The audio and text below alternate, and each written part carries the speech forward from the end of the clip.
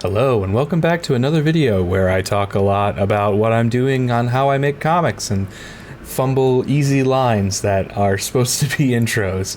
I am once again your host, Ruben Armstrong, the only person that records anything on this channel, so there's no need to introduce myself, but let's go ahead and take a look at what we're doing today. It's a very special video because I get to break down one of the processes that I know very little about. I know I said that last time, but this is one that I'm actually a little bit concerned about filming, but if I could tell you a secret about filming, you never know what's going to happen.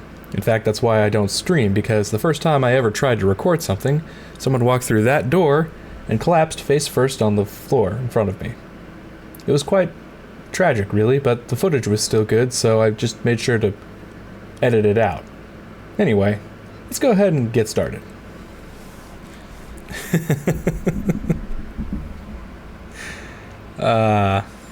Such a dumb way to start a video. But you know what? I think I'll keep it. Mostly because I can't edit it out. Alright, so like I said, we're doing editing this time. Or I'm sorry, we're not editing. We're doing lettering. And you can see kind of what I've got here on this. Let me collect my thoughts a bit. So here is chapter 3 of Death's Favorite Daughter. You've seen us, if you've been watching this series very long. We made the script for this. It was a fun process, a rather long video if you watch the entire long form. A rather fun video in the short form. I don't know how I feel about the long form because it just took way too long to record, but it's nice to finally see that we're getting, to the end of this particular chapter. So basically we're in the stage where the first fight with Malzareth is kind of wrapping up here. I've got some of the effects that I still need to work on right here. We'll get to that. And we're coming down to the point where Feldrin and Eric, our two main characters, have to team up. And it's kind of a neat bit here because what I get to do is kind of take their characters, and you can see there's a lot of back and forth going on here, and I get to kind of expose what they think about each other in this conversation and kind of flesh out their characters a little bit. Specifically, we get to see Eric's here. You know, he's going to be talking about the demon, or the devil, I'm sorry. There's a difference between demons and devils. The devil, Malzareth, is going to be kind of explained, and how devils claim territories, and how basically once they're in their territories on Earth, or on the material plane, they can kind of do whatever they want. Not unlimited cosmic power, but, you know, pretty close. So we've got here, you can probably notice these lines. This is where the page breaks are. So if I unlock this layer, here's page I don't know, right on top of page 1 less than I don't know. And when I set up my Illustrator document, what I want to make sure is that these pages aren't going anywhere. So I always have it locked like this. But even more importantly, they're just butted up against each other, because I will have like text bubbles like this that'll overlap. And, you know, when I go to export this, I want to make sure that this lines up, because the reader is going to be like scrolling through like so, and I want everything to align and make sense, because these page breaks here are not like representative of where the actual page break is. It's just where I want the scene to shift. This is like as if like we were taking a cut in a film. So, you know, we're here, cut, we're here, cut, and then we move on. Anyway, enough about panels. Let's get on to this. So I've got here the pasted script that we wrote last time. So this is panel 25. A.F. Eldon raises his hand to retort, but suddenly feels woozy for a magic expenditure. Plus, what is Eric talking about? Question mark. What trap? Carthier's coil. Did you ever see what kind of devil he was? And this is kind of where we get into Eric's monologue. Something that's fun about writing for this is like Efeldrin is like all about action. So every time I write for her, it's like she does this, she points, she, you know, looks off, she, you know, points again. She's a lot of pointing. She's quite rude. She'd never get a job at Disney, that's for sure. But with Eric, there's a lot of him talking. So when I'm writing for Efeldrin gets all these action parts, and I draw out her actions, and I don't really necessarily need to think about what she's saying. Whereas Eric, everything's about talking. So when I work on his scenes, I make sure that I'm thinking of what he's saying first and foremost, because his actions are, you know, it's not that he doesn't do action. He's got quite a few interesting, you know, moments in the fight scene before this, but I also don't want... I know his main thing is his intelligence, and I want to show that. So let's see. That devil was a Mirelith, a high level baron from the hells. So this is a caption. I know because it says caption. This is why I highly recommend to everybody get comicwriter.io. Just go up here, comicwriter.io, and it should show up. And here's like a script that I've been working on the other browser, and it's got everything that I want, everything that I need. It tells me how many, like right here, how many words I've got in this bubble, or, you know, this caption. And it's just like, it's the best. But seriously, it formats it for you, and this format is why, you know, if you use this, your letterer, if that's a different person than you, is just gonna be so excited to work with you, rather than if they have to guess where and what and who's saying. So here we're basically going to kind of break the rules a little bit, which is not a great way to start. Well, I don't know, we'll see. But basically the rules are, and you can see this within every, well, I deleted it, but if I were to go here, in every pack of 10, because you know, the work area is only this far down and up, so I can only work on so many pages at a time. And yes, I know I could go this way. I'd rather not. I'd rather just have 10 or so pages. And what I do in every template is I have, again, all on separate layers. I have my sound fix, I have my letters, and a comic bubble to kind of show me what I've done before, captions, and these are different for every character. And then I've got the to be continued. You know, for that one time I forgot the to be continued, and since then I've pasted this in everything because I just keep kicking myself over it. I deleted it in this one, but if you could see... Oh no, it's not in here. I deleted it and didn't even have it. Alright then, well then, we're just gonna have to open this up. Gonna have to blur out some of this later because some of these projects are secret. So let's go ahead and let's get DFD lettering part 1. Here we go. You can see kind of what I've got here, where these are Eric's thought bubbles, as opposed to Efeldrin's thought bubbles, which are these. I don't think she thinks too much in this. Well, she doesn't think too much in general. But, yes, here we go. So here, you can see. These are her thought bubbles. I call them captions because they're not really thought bubbles in the traditional sense. Like, you know, where you've got, you know, if I could cue in the Arthur imagination sound effect. But, like, it's not like that.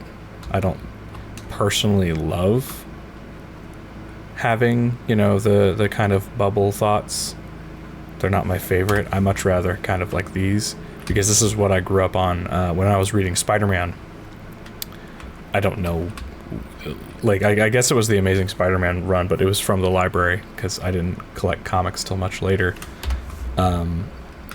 But this was the kind of thing that they would use to emphasize or show the thoughts that the characters had, rather than just having these kind of cartoony bubbles. And I think that gives it a certain level of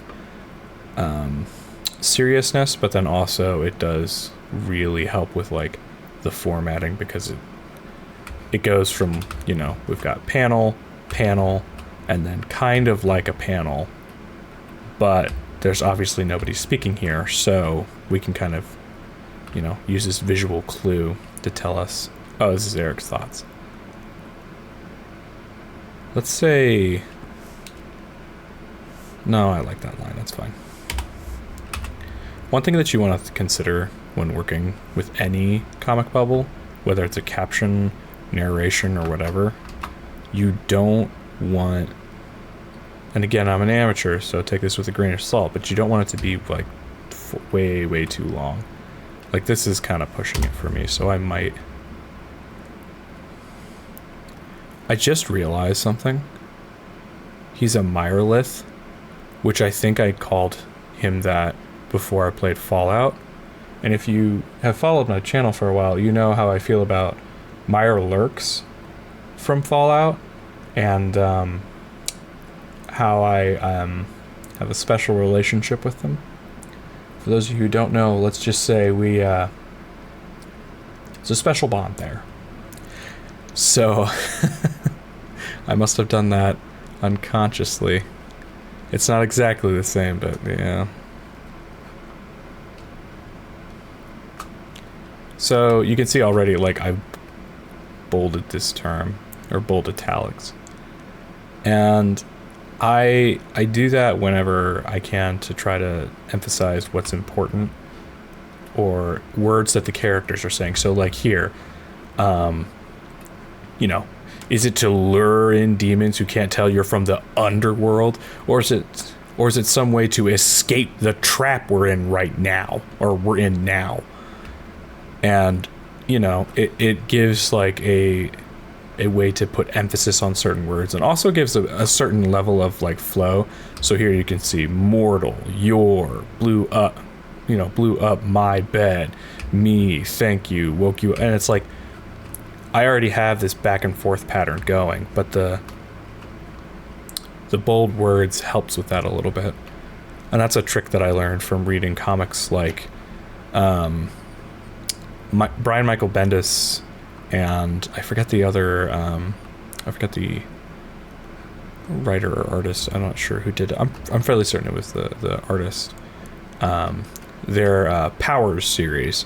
I'll talk about Powers in a second, but one of the things that they have in that book is like a million, and I mean a lot, of comic bubbles going everywhere, and they do a fairly decent way, like, job at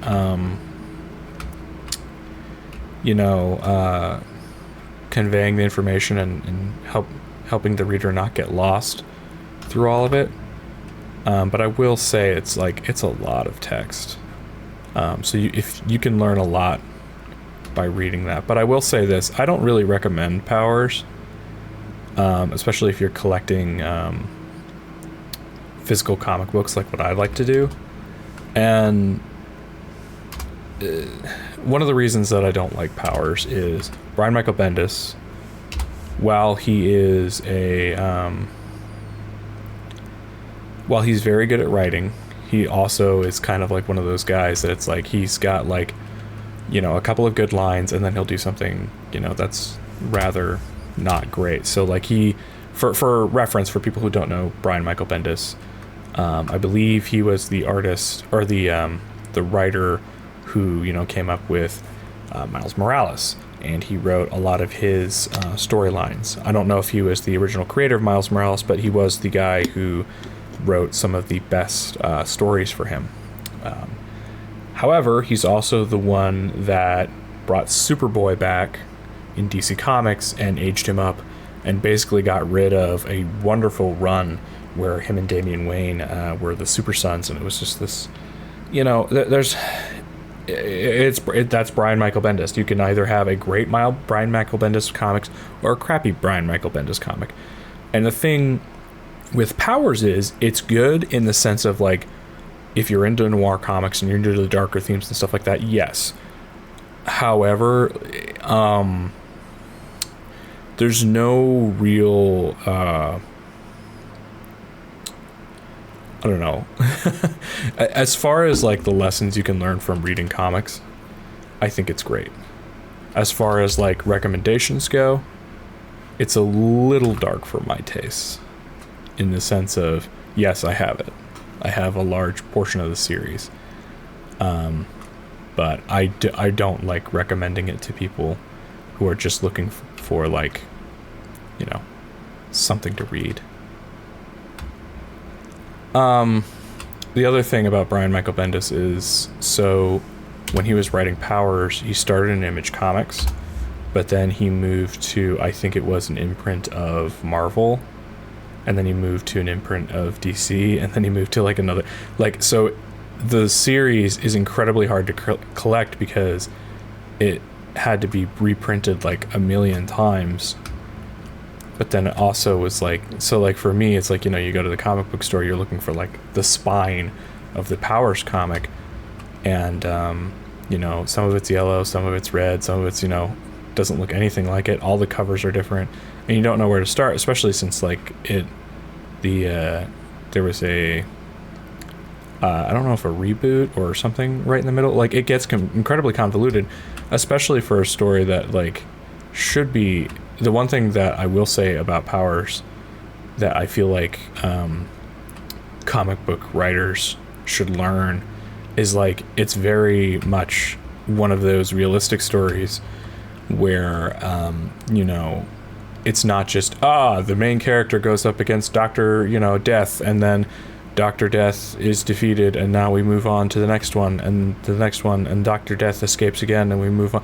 And it's, you know, no, it's a very realistic style of storytelling where you have these characters who change, and, you know, yes, they're consistent in the sense of like who they are, but they also change as people. And I think overall that's why Powers is such a good and gritty story, because sorry, I was reading. I think it's such a good story because, like, you know, we're looking at humans and the way that humans act, and the way that humans act isn't great all the time. So if you're looking for escapism, Powers is not the way to go, because Powers is,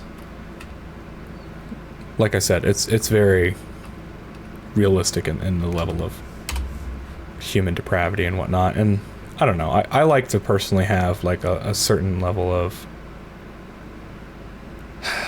I don't, how do I describe it? I don't dislike dark comics. I think there's definitely some lessons to be learned, and some especially when it comes to writing, some good things to pick up. But I do think that for all that darkness, there is a level of hope that, you know, we as people can still pick up on. But anyway, I'm rambling on and on. I think this is mostly coming out because I just finished watching a documentary series about some rather tragic events, and now I'm like, oh man.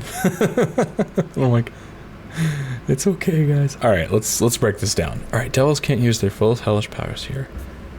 Yeah, let's break this right here because this is far too many. Because I still want people to see the artwork, and I still want people to not, because that's the biggest thing about your biggest enemy when it comes to lettering is the fact that, especially nowadays, people have very short attention spans when it comes to just text and reading. So what you have to do is be sure that your information is very concise within these boxes or these bubbles or whatever, because if they're not, it's just, people are not going to read that much text. They just aren't. Like, here. So I'm just grabbing, I'm just grabbing Brian Michael Bendis and Michael Avon Oeming Powers 1. And something that I like about this is they use a lot of like like repeated panels, like so. So you can see like we've got the same image maybe 10 times. But what we also have, where's that page? I should have marked it. But there is like so much talking. And for me, like, I think they did a good job, you know, with the flow of this. Golly, I wish I could find the page. There's one page where there's, yeah, this. Look at all that. Look at all of that.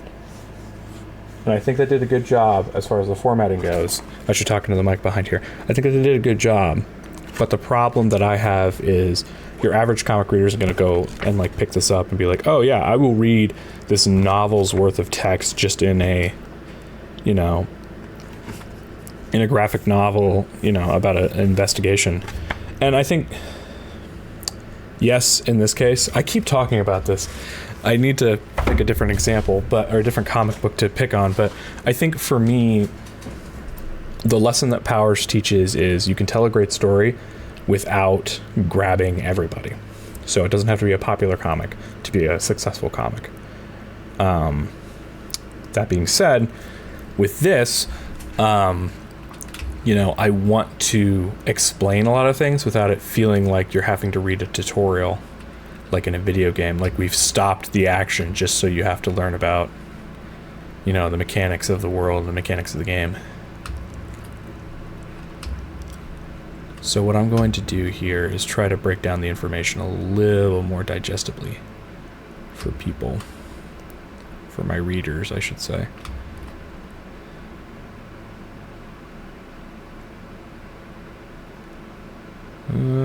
Let's just cut this and just say in this realm. You just changed how the script works. Yep. And I can do that because I'm the writer and the letterer.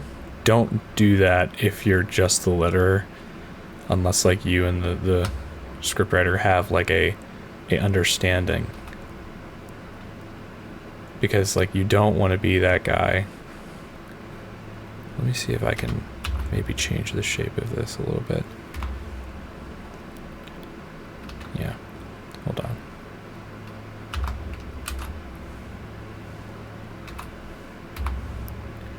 Something that, oh my goodness, no.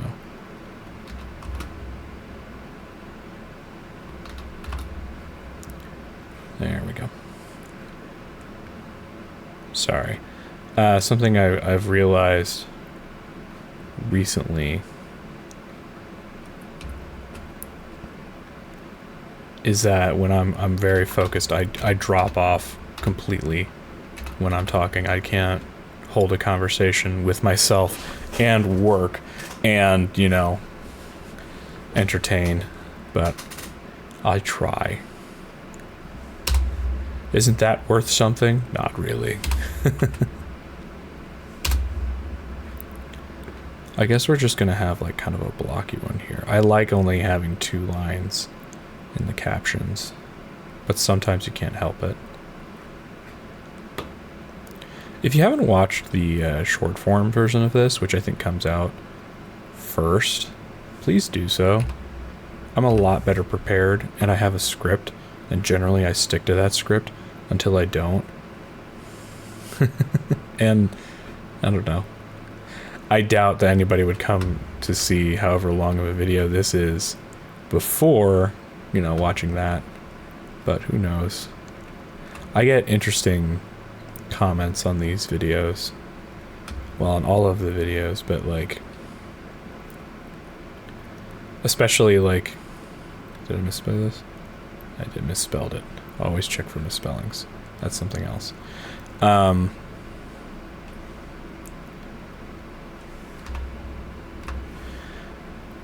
Something that I've noticed is the crowd that seems to like these videos that are longer and me just talking and working is different from the crowd that watches the short form videos, which is different from the crowd that watches the video game based, you know, videos. And it's just like, it's nice to see like the different types of people that come in and the different types of people that are interested in things that, you know, maybe are featured in the video and then stay for the art. And that's what I want to try to do, and something that I'm going to try to do a little bit more is try to feature more stuff that maybe people are interested in, but then also feature the artistic side of it. I think the Fallout series is a good example of that, because for me, I get to spend so much time working on the editing and the, you know, thinking up jokes and playing the game itself and having fun with it, and even making fan art of it, you know, is a great outlet for me. But at the same time, the Fallout community is such a vast one that enjoys, you know, anything put out about Fallout, because they haven't seen, you know, Fallout 5 probably won't see the light of day for another, you know, decade, which is unfortunate. So I don't know. I think it's neat to interact with multiple communities and kind of bring them, you know, both in, because the art community, you know, maybe doesn't know as much about Fallout, and the Fallout community doesn't know about as much about art. So, you know, that's fun. All right.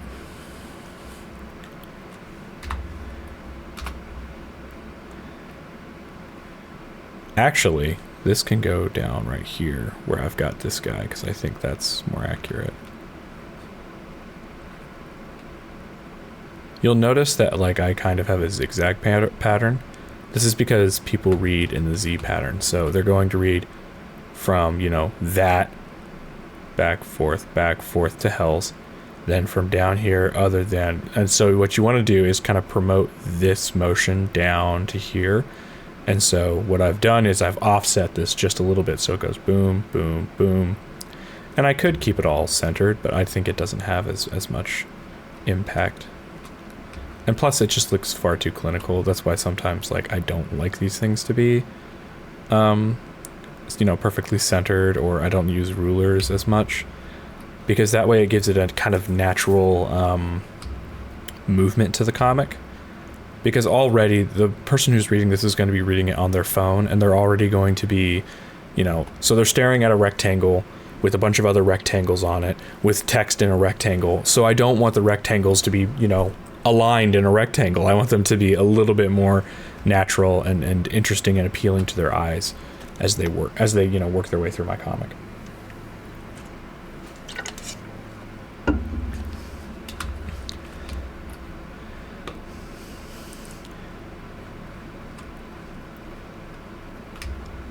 So they're full hellish powers here. Yeah, let's go ahead and emphasize hellish. Actually, let's emphasize full. You can do multiple words, but I think it's better if you just do one or two. So here we're going to be full powers here in this realm. Unless they make a pact that gives them dominion of the territory in this realm. And judging by how he can sprout wings and summon armies of devils.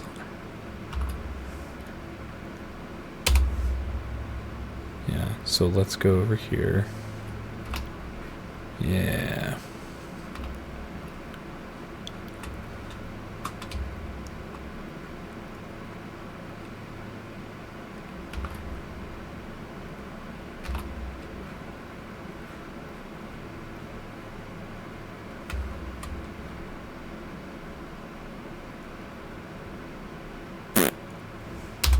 Keep anyone.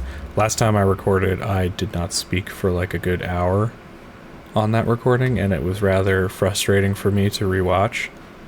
So this one I'm trying to do a little bit better about that, but failing right now. I keep going back to this. I can't help but wonder if, like, maybe only two should be up here, because, like, we've got the houses, which is cool, but I don't know that I like this, like, spread out so much.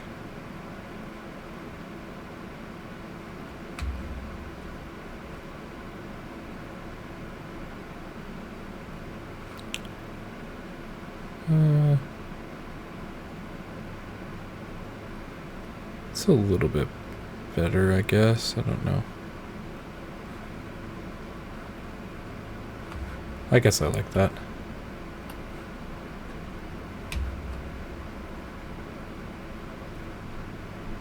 Alright, go ahead. Bold italic.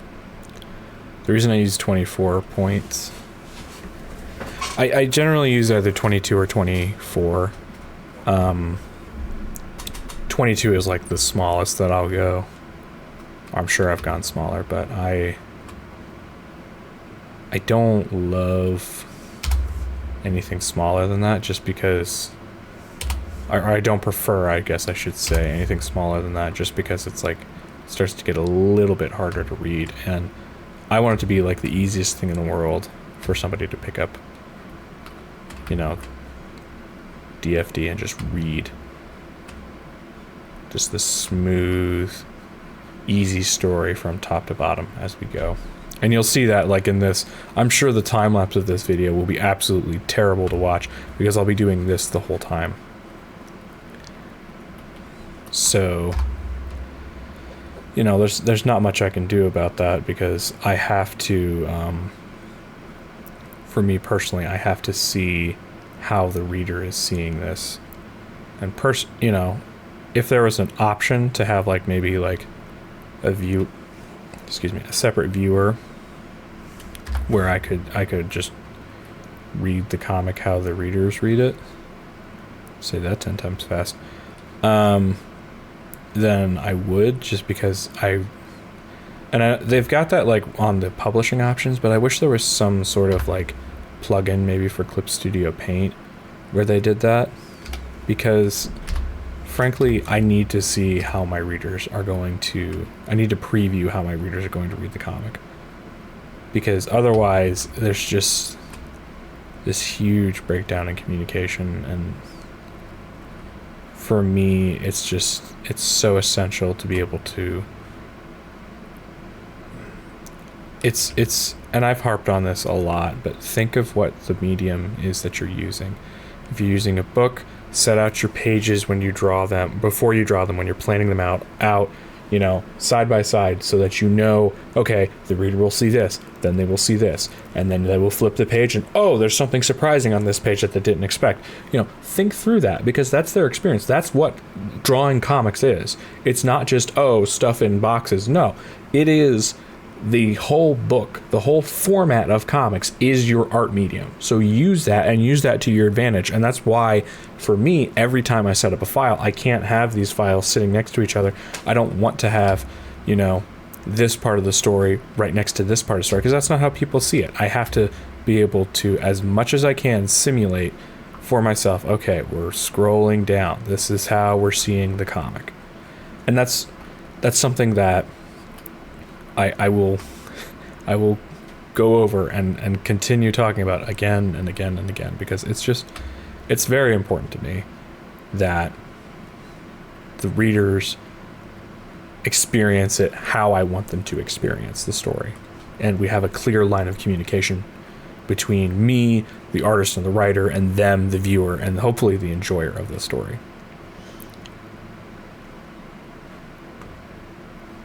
I think I'm going to break this up into two, and this is a good time to talk about comic book bubbles. So comic book bubbles are kind of funny. I've met people that really dislike comic book bubbles and how they look, because they just look so cartoony, they don't want to read the story. And I can kind of understand that, but at the same time, there's like a huge science behind them and how they work. Because you can't just throw, you know, whatever you want into a comic book bubble. You have to actually kind of know your story. You have to know how they function. So like in this case, I've got a lot of text that will be here. Hold on, let me try to get this set up for right. And what I want is, you know, to be able to convey this whole sentence to my reader, but I also know that in order for that to happen, I might have to shift some of my my text over into this other bubble. So instead of having, you know, okay, this bubble here, Right now, this bubble here, this bubble here. These two thoughts are connected, I know that, so I might just shift this top one up once I get it formatted to the way that I like it. Carthage coil. There's an easier way to format this, I just know it. And Batting Studios, if you're watching this, first of all, you are an inspiration. You're really cool.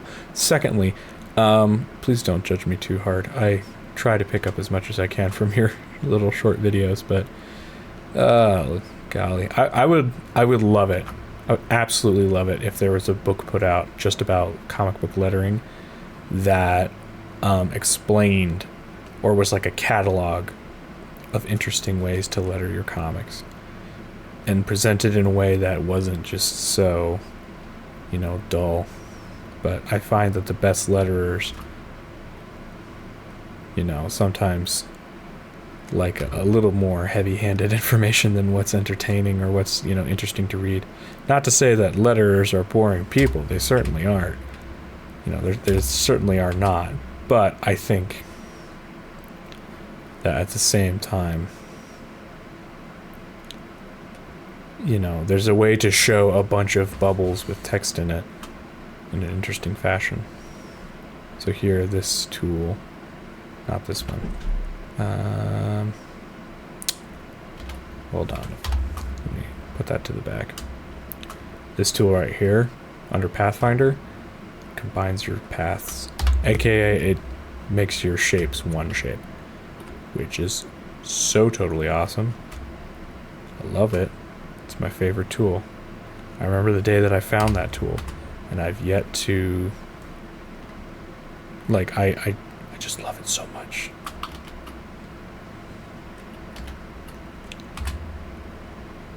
I'm gonna change this to town, just to keep that a little more clear. And I don't love how this is flowing as much as I thought I would, which means he can easily cast Carthier's Coil, keep anyone he wants in this town to trap. Anyone he wants in this town. Yeah, that works. Although keep, I think, is a better word. Just because of like how the spell is. So I'll leave it alone.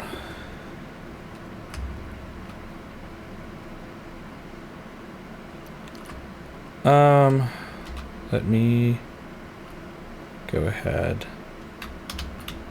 and copy that. Delete it. T. Doink.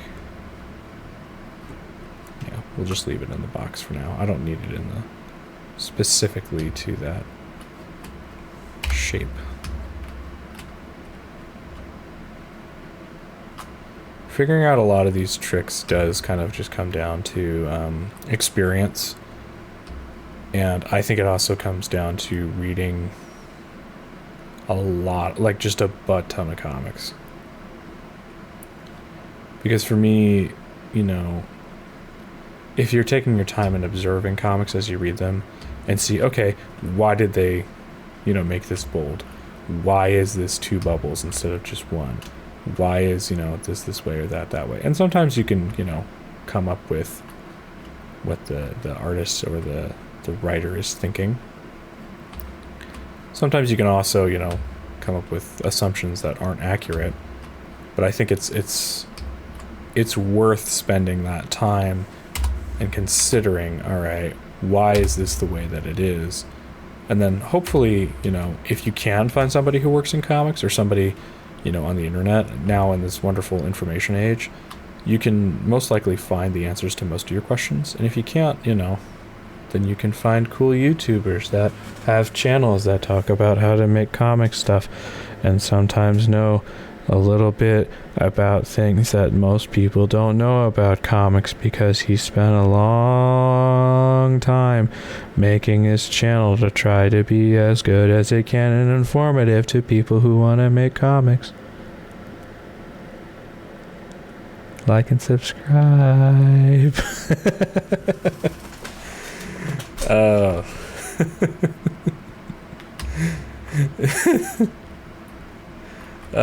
I don't care what you think. I'm funny. I think I'm funny.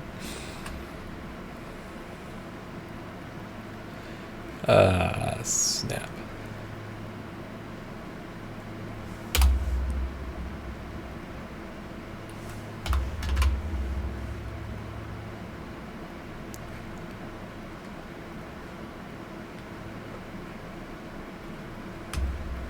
So I can make a pact. Dominion.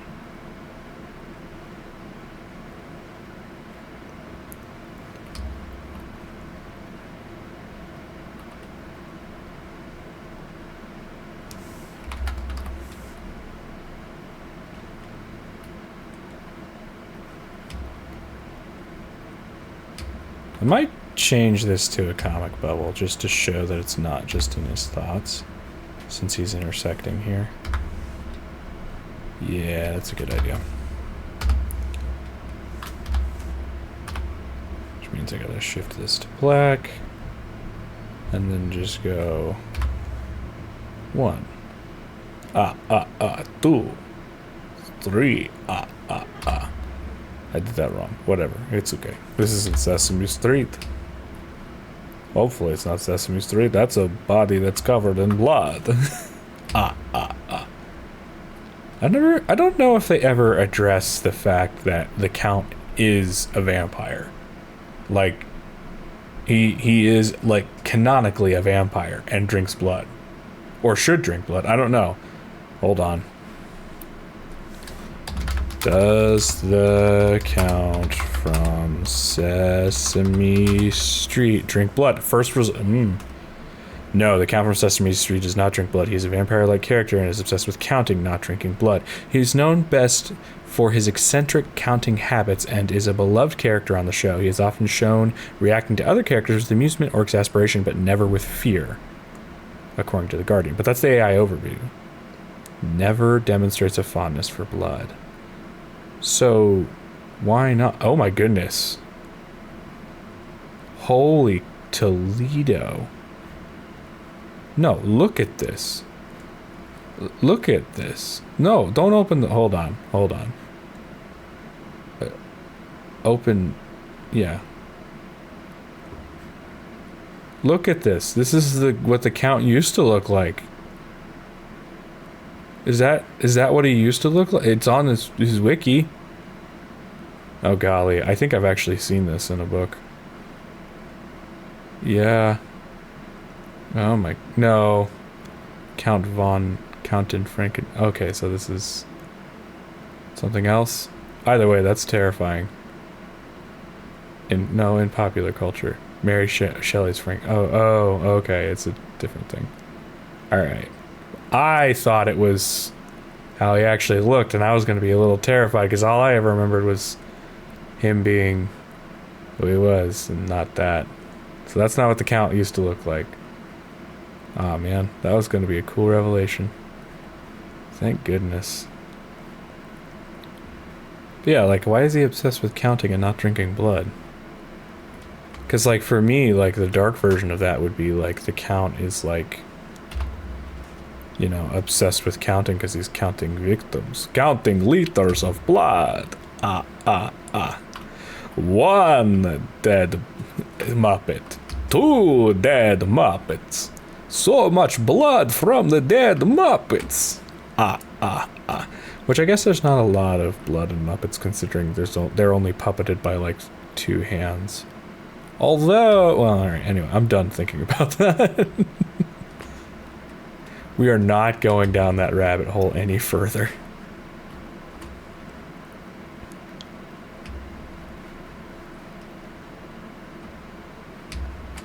I forgot to add the 2 little lines that show that this continues from the last panel.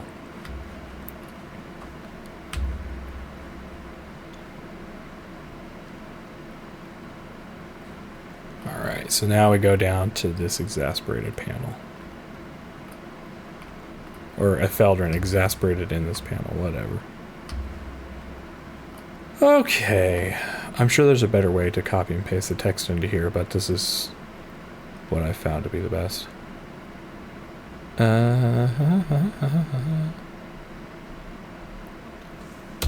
Here we are. In short, where mice in his trap until the monster has been. I might shorten this. This seems a little long.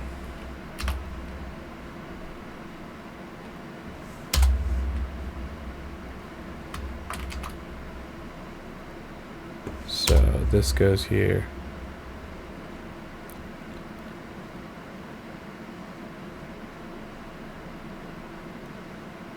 Torturous ways.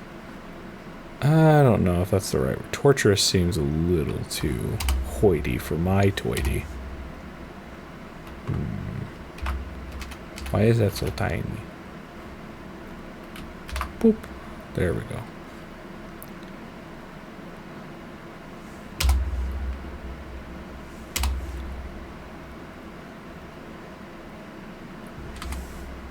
Slow. I'll just write slow. That's fine.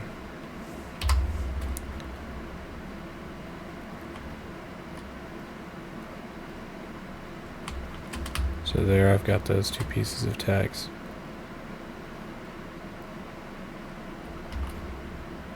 And then I've got a Feldrin's overreaction, which will probably fit about right here. Yeah, so like something like that. It's not too bad.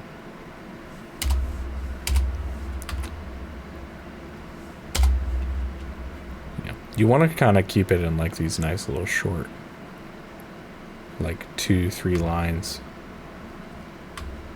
of text rather than just like having a really, really long, you know, big panel or really big comic bubble, because that's just going to be annoying to read.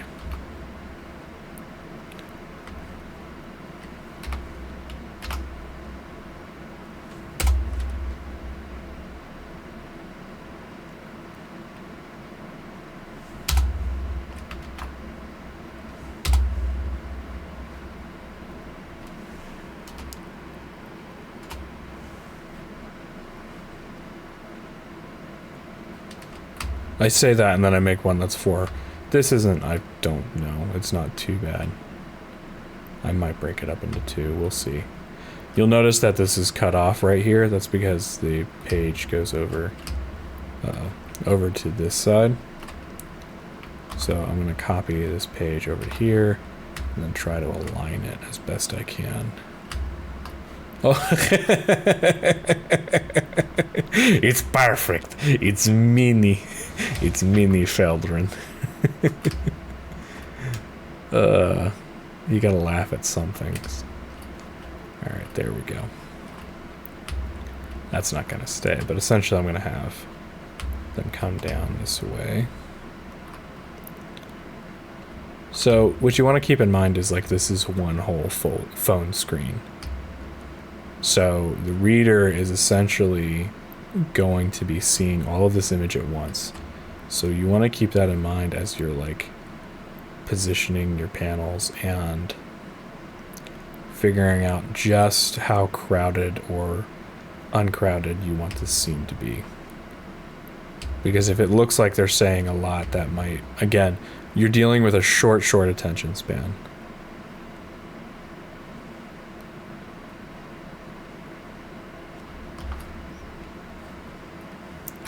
So don't, you know,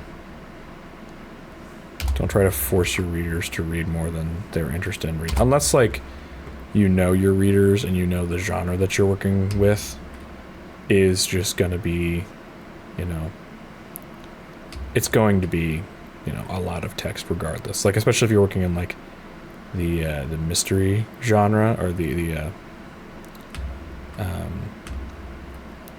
science fiction, I think, as well. If you're leaning more into the science side rather than the fiction, you want to, you know, you need to know your audience, and if your audience is fine with reading a ton of text, then that's fine. Don't, you know, give them short, tiny bubbles just because you think they might get bored if you know that that's not, you know, your audience. But at the same time, you also don't want to assume that every word that you write is going to be read. You hope it is, but sometimes that's just not the case. I remember reading a comic somebody sent me, and I like this person as far as like their recommendations. I like how, most of the things that they send me are actually pretty good.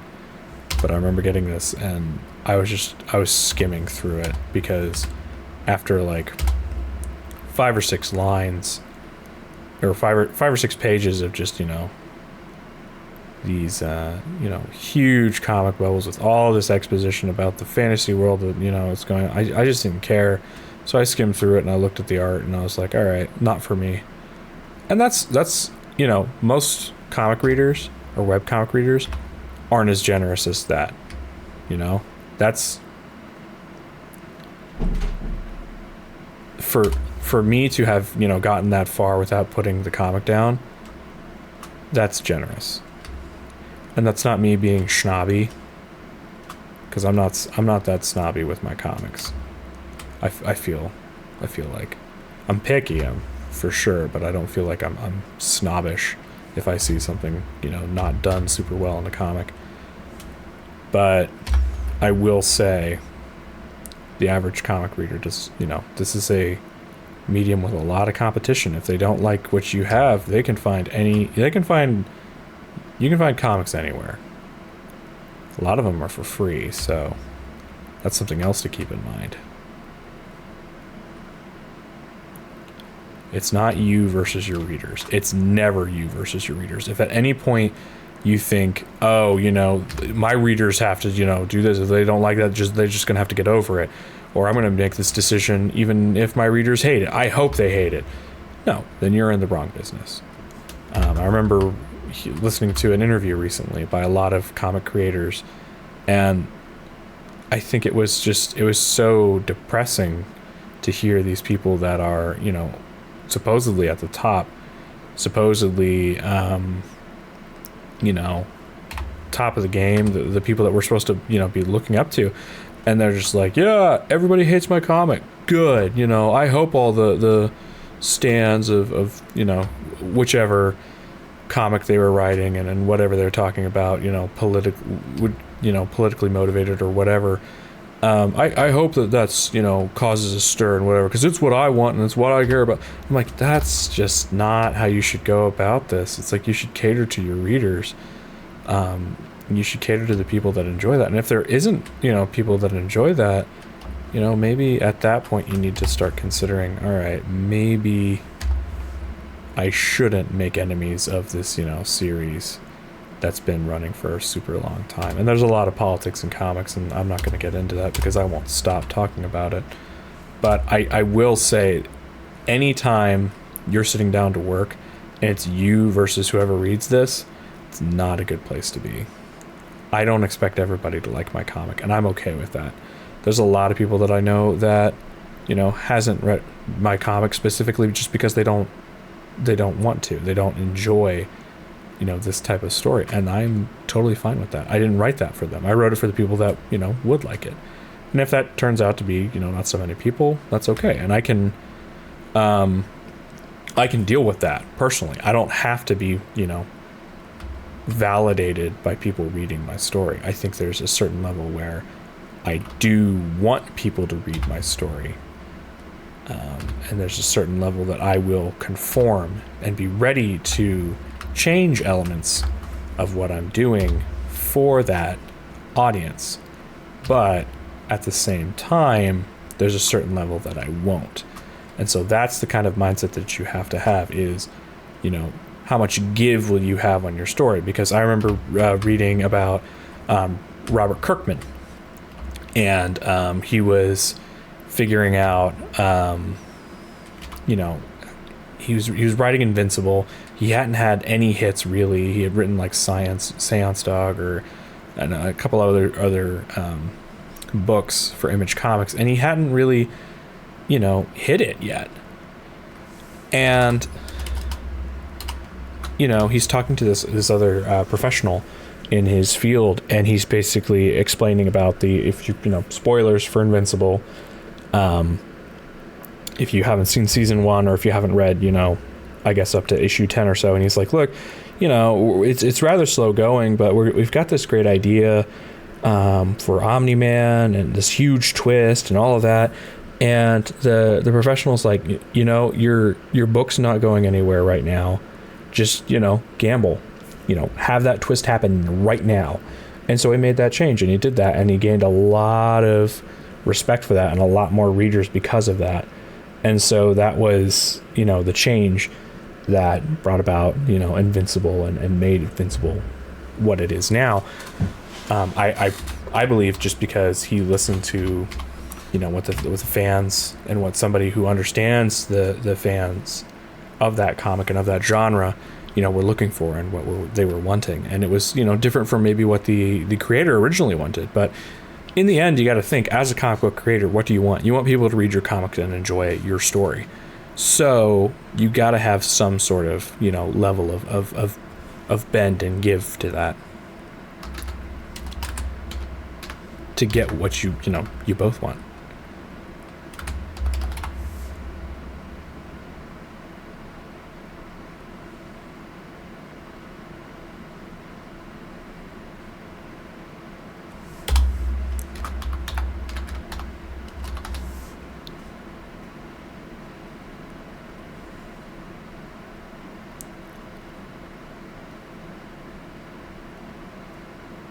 I love how at the end of that, you need to,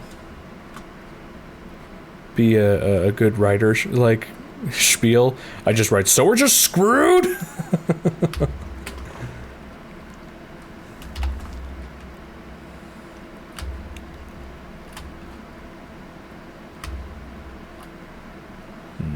Sometimes you can't plan it. Let's see what this looks like.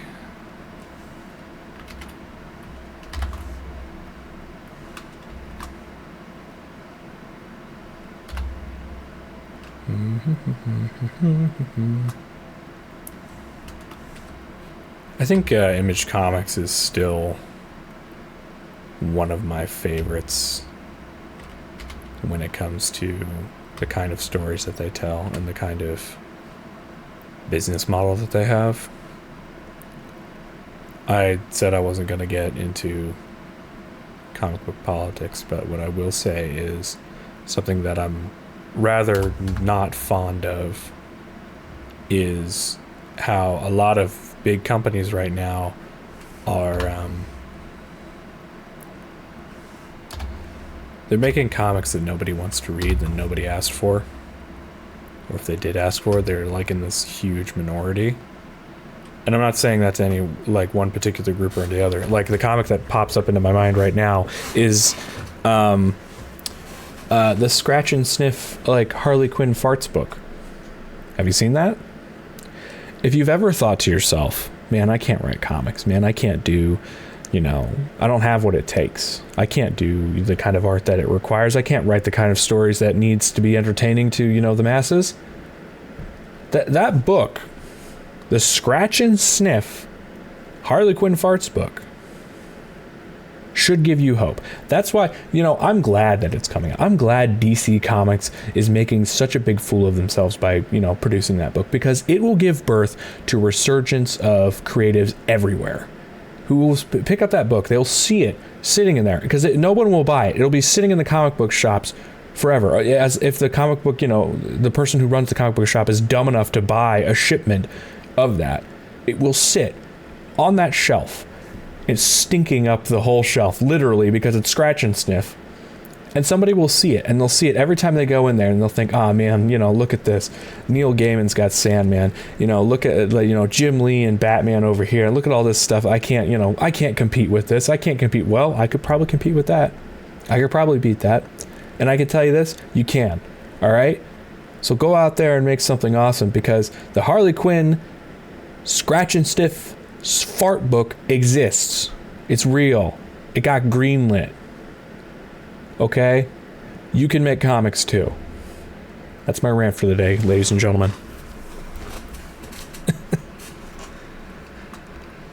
I could not believe that when that happened. You know?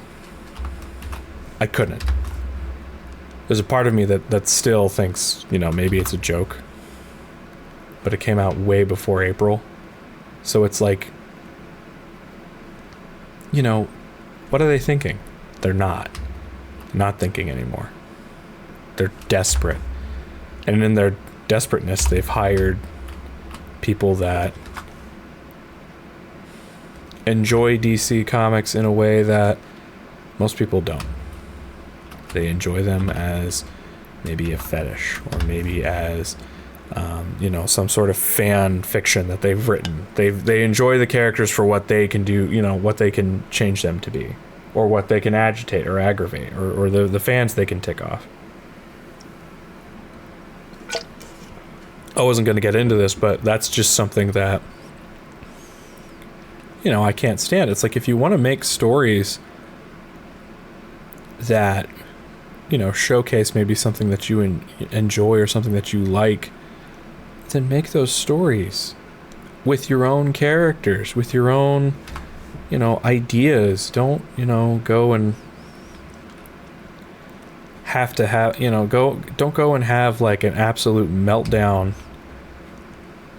in somebody else's sandbox just because you can't have your way in society, or you can't have, you know, exactly what you want. I don't understand why, you know, that's the norm now, especially over at DC Comics. That's something that's just so unfortunately become a norm over there, and I hope it changes. And I'm not saying, you know, boycott DC Comics, they suck. I am saying, though, it's been a while since I've heard people be excited about DC Comics. It's been a while since I've been excited about DC Comics. I used to read like so many, I don't know how many titles I read from them. I want to say probably back when I was reading 40 titles a week, probably half of them were DC. And now I haven't picked up a DC comic in forever. And that, you know, that annoys me, because I do like the stories. I do like, you know, the times we've had with these characters and the ideas that they brought to the table. But I also think that the comic book industry is severely suffering because we're no longer looking for talent, and we're no longer looking for stories that actually sell, or actually are enjoyed by people. And no, I don't think that success is solely based on numbers of units sold. You know, I like Scott Pilgrim versus the World and Blade Runner. Those are some of my favorite movies, so both of those did very poorly in terms of sale numbers. But there's a level of passion and there's a level of love going into those things, rather than just hatred. And rather than just like, oh, we're going to show those stands, we're going to show them, you know, we're going to make whatever we feel like because, you know, we're this or that. Or, you know, I don't really have time for that. I don't think a lot of people are interested in that. That's why, like, when politics come up in football games, you know, people don't really want to watch it. When, you know, an actor talks about one thing or the other and wants to criticize everybody else except for themselves, people aren't really into that either. And it's a dangerous thing to get, you know, wrapped up in all of that, especially in the level that's like so sorely rooted in just hatred and annoyance, rather than love and passion for comics or what they're making. Anyway, don't know where all that came from, but there you go. Go out there and make something you love, not something that someone will hate.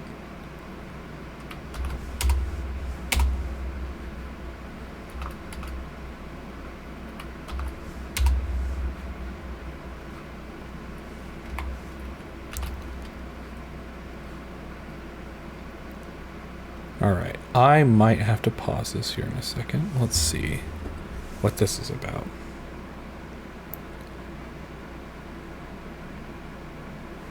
Yeah, I'm gonna have to pause this for a second because I got a message. It's like I said, sometimes this is why I can't stream. Sometimes I get messages from people, so I have my phone in here at all. I get messages that are kind of urgent from people sometimes that I need to attend to. My life isn't chaotic until I turn the camera on, that is.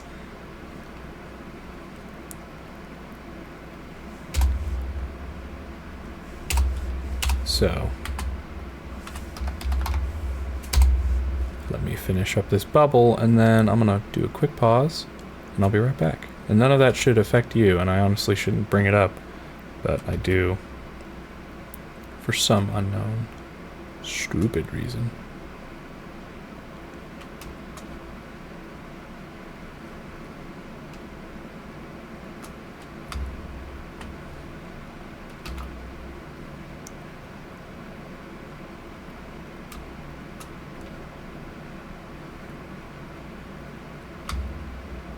I kind of like that.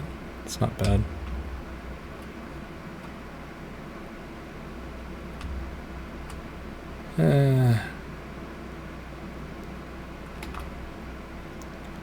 Could be better. Ah well, for now, that'll work. And I'll be right back when I'm back. Alright, we're back in business.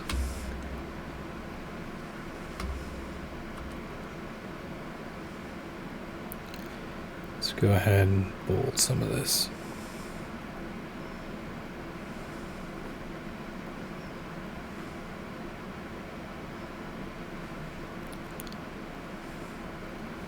Want to try to get some of this in a nicer spot before I leave. Not that I'm planning on leaving, just in case. Probably won't get everything I want done though. So, let's see if I can try to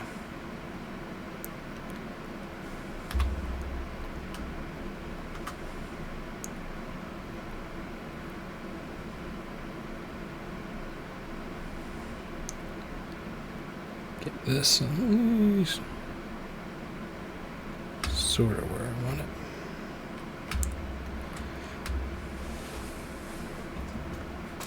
This is getting quite comic book bubble heavy down here, though. Painful. Destroy us. Painful. Personal and slow ways. Yeah, I think these can all be bold italics. Actually, they might just be better in italics. Italic.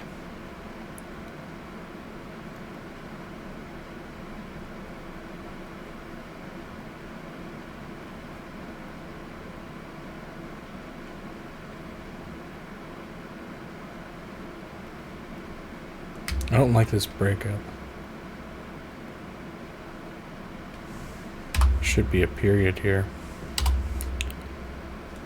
That's probably why this isn't good. That's not a good jump. Alright. Let's reformat this then.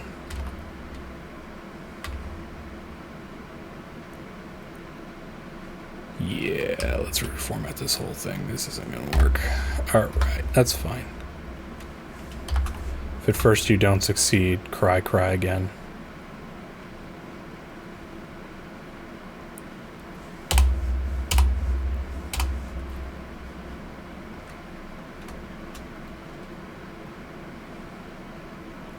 I feel like every time I start these, I get like way too chatty. I just talk about whatever comes into my head. And then I come back and I look at the work and I'm just like, oh man, I haven't got a lot done. And then I just start working on the work without thinking about the entertainment or the information that should be going out to the lovely people watching this. So I apologize if I'm a bit quiet than I was before. It's only because I stepped away, and that's kind of something to say for breaks. Things get so loud and intense when you're working on something for a long time.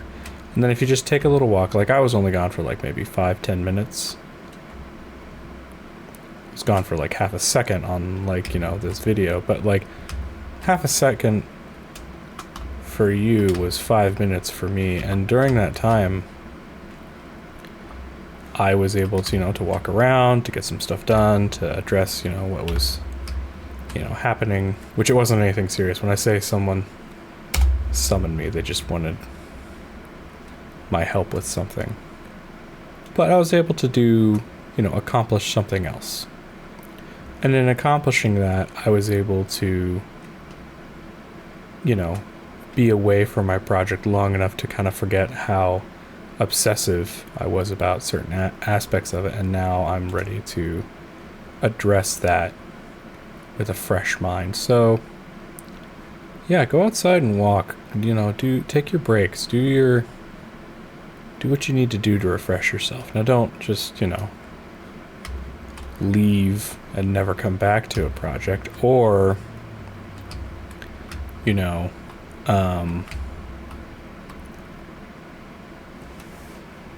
just take a break every time you feel bad about a project. Maybe there's something else, you know, there that you need to address about how you work or what you're working on.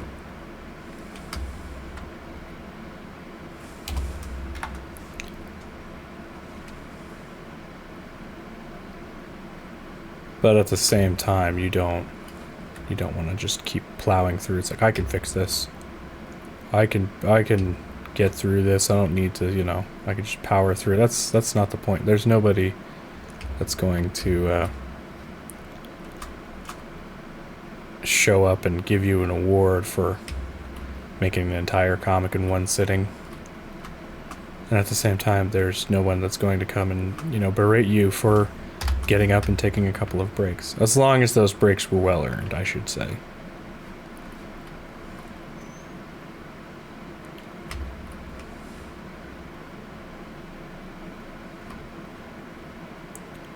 I'd like this to be a bit lower, but I keep moving it up.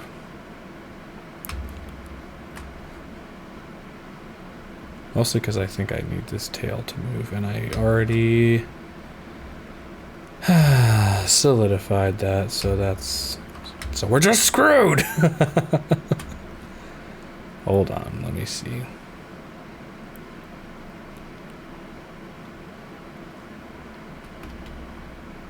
Let me see what I can do here.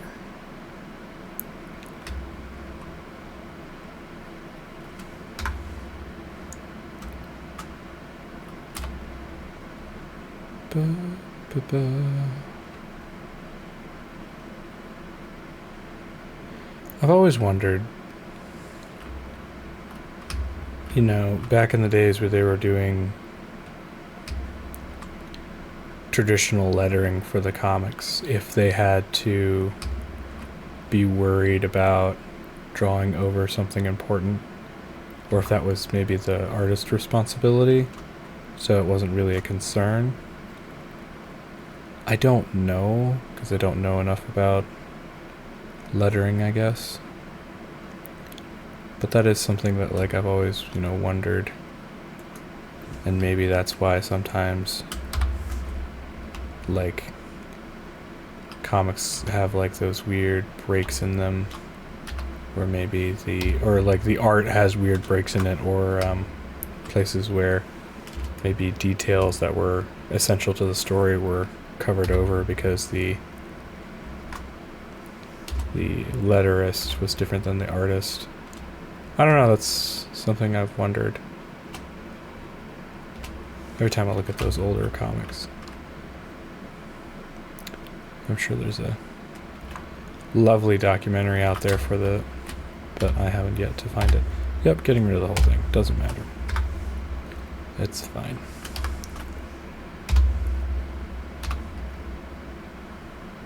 Sometimes you can spend just a ton of time trying to fix a problem, trying to make it better, trying to, you know, just get all finicky with it and get, you know, totally absorbed in the problem. But it's not going to help you. You know, sometimes you just have to let it go. And not leave the problem there, but maybe just start over. That's something that I think I'm a little too comfortable with.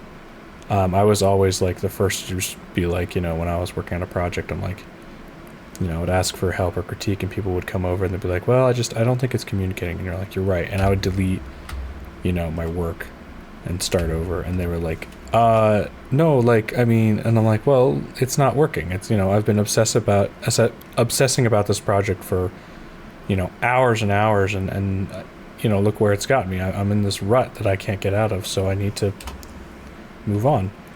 And, you know, that always made people worried because we have this fear that, oh, what if we can't, you know, do it again? You know, if you've done it once, you can do it again. You know? If you've made something and you thought it was a good idea, and then, you know, you work really hard on it and you work a really long time on it, and then you find out, okay, maybe it's not as good as I thought. Maybe I can just, you know, and you try to salvage that idea. You try to, you know, because at the end of the day, you're afraid that you're not going to have another good idea, or that this idea is the only good idea that you actually have. And that's just not true. I think we get way too caught up in that, and that's something that is an easy trap, especially for artists, to get stuck in. And I think that something that you can do to prevent that is just be quick to be willing to delete your work. Now, don't just delete it because you hate it or because you feel like you're not going anywhere with it. Be quick to understand that, okay, maybe this isn't, you know, the best way to go about this problem. Maybe I need to look at it from a different angle, and then do so, because, you know, you won't gain anything from just deleting things willy-nilly, but you will gain something from not, you know, pushing yourself to try to salvage something that maybe doesn't fully understand or align with the vision that you had. And sometimes, you know, things change, and not every idea that you have is a winner, and sometimes you do just have to move on. But you know, I think more times than not, a lot of good ideas are just overworked, and to the point where they're no longer good ideas. They become obsessions, and you need to be able to let go of those and be able to be like, all right, let's look at this from a different angle, and then just delete your work and rework it. So you see, kind of like what I did with this. Like, originally it was over here, and I kept trying to, you know, mess with it, and now it's over here in a much better spot where we can kind of flow. And that might affect some of this, and I might have to redo some of that, but I think I'm a little bit more happy with this. I think. I don't know. I might just have to delete it.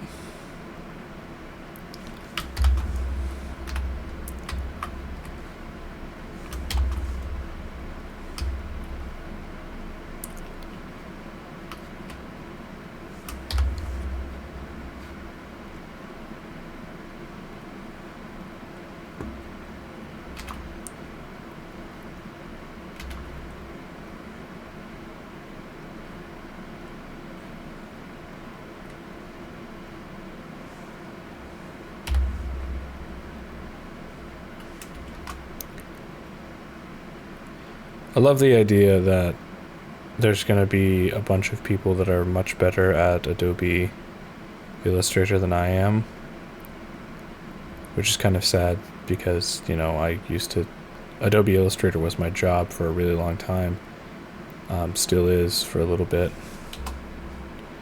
but I feel like there's going to be a lot of people that's going to be there, and they're going to be like, what are you doing, man? You know, you have to do this and that. There's this shortcut, and you're completely ignoring it. And, you know, that'll be fun to read later. Honestly, like, I think I'll enjoy hearing that, because I'll need it. I need people to tell me that I'm doing stuff absolutely wrong, because Like what I'm doing here, I'm still obsessing over if I want this point this way or not. I need to move on, but... There. Okay. Now we can move on. Until I hate it. Again.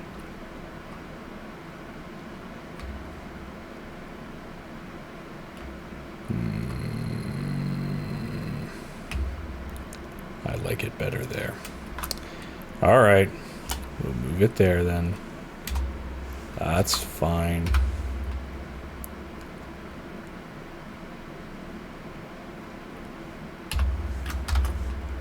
But I won't be doing it again until I think of something better. Sometimes you can get stuck on pages like this for a while, and that's, you know, that's just how it is, but at the same time you need to be willing to do something else for a little bit. Maybe go on a walk. It's a nice arc. Kind of leads us into that, but I just... Yeah. What if I added a... Oh, shoot. Did this get... It got expanded. Oh, no. That's not what I wanted at all. Hold on.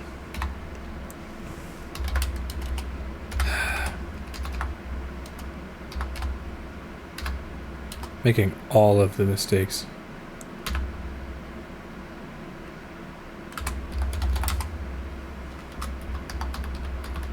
Making all the mistakes on camera. Excellent.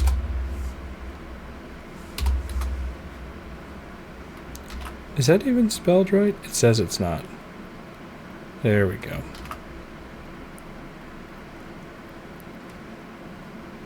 There we go. And I think I want to replace screwed with like one of my underworld curse words. So let me look up that. I think that's in notes. I'm going to have to blur this out later. Editing may blur all this out. Underworld curse words.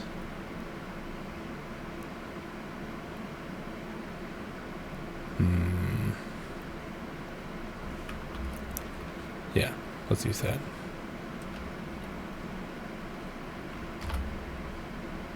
There. Okay, so I'm just going to use Svact, which is underworld.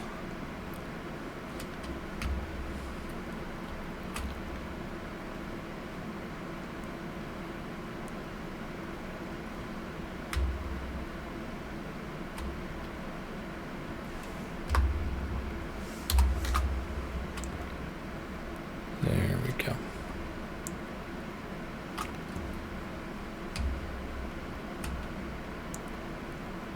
Okay, why do I keep going to isolation mode? Okay, I like that better.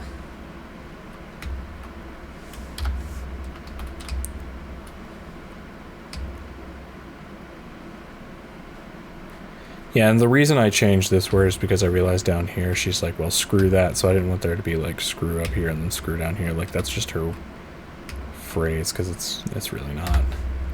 Alright, so we're going to take this, and we're going to actually take it over to where it belongs, over on this panel, on this layer. Going to actually change the angle here a little bit.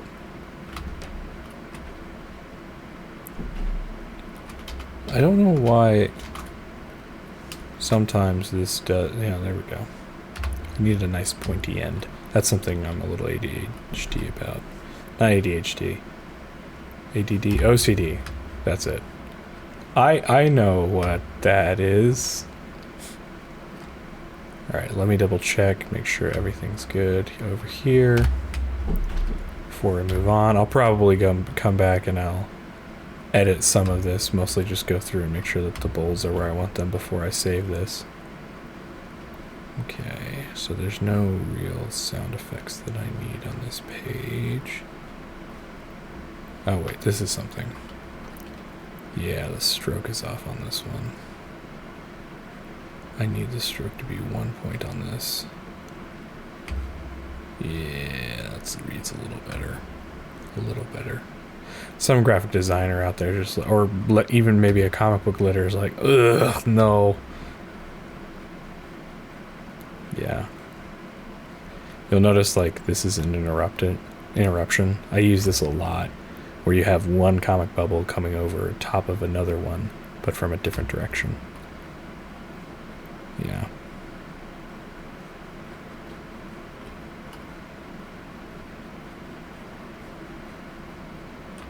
All right, so now we're going to move on over to this, and I don't know how far we're going to get with all this. I would love to at least get to the point where we're to here, because this is a fun part of the story, and I feel like it would be fun to get to that. Plus, a lot of this is going to be monologue from Eric, so... Alright. So I'm going to go ahead, and I'm going to copy all the way up to panel 35.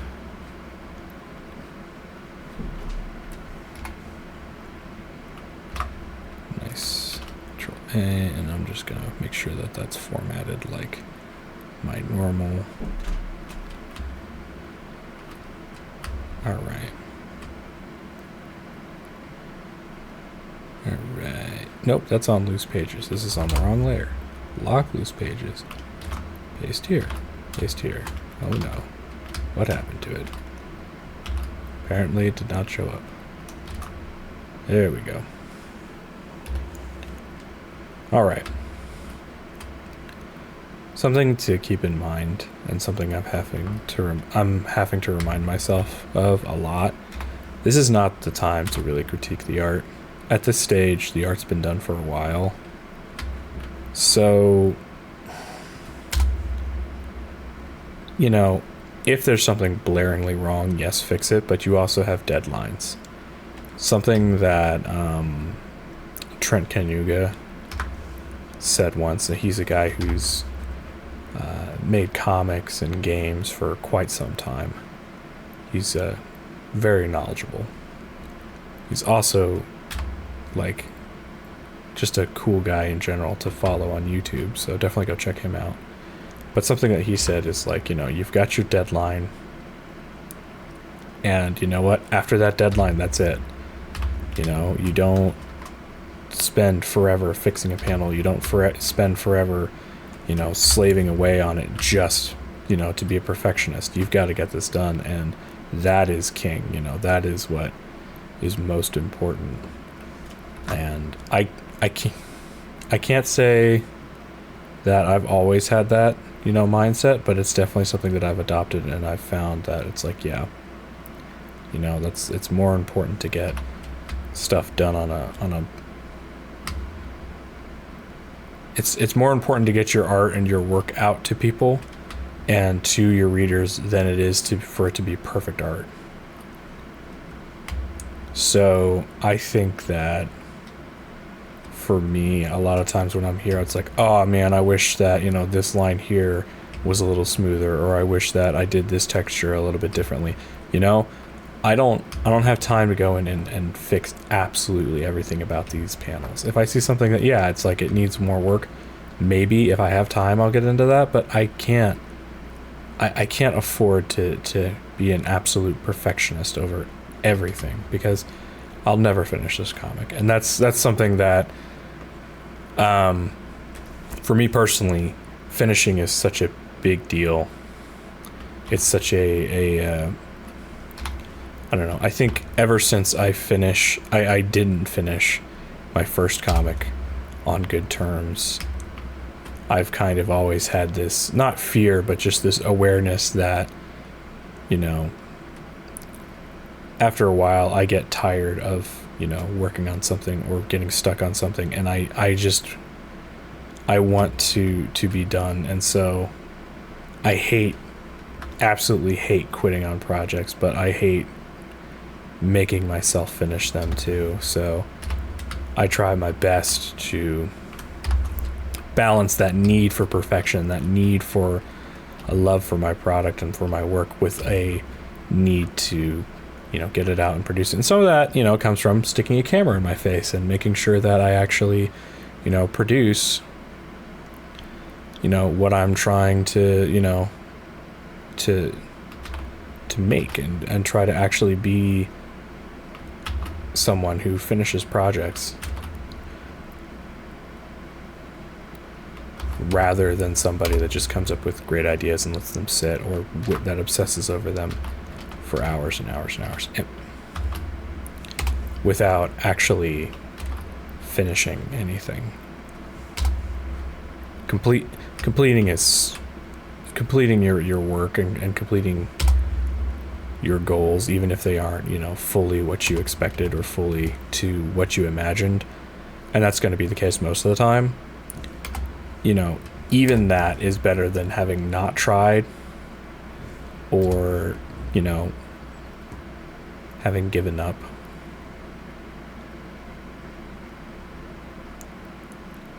I feel like I'm getting distracted because I'm like formatting this text while I talk, and just reading it is hilarious because it's this fight and these little tiffs that just kind of it was very fun to write. F. Eldrin going back and forth with Eric.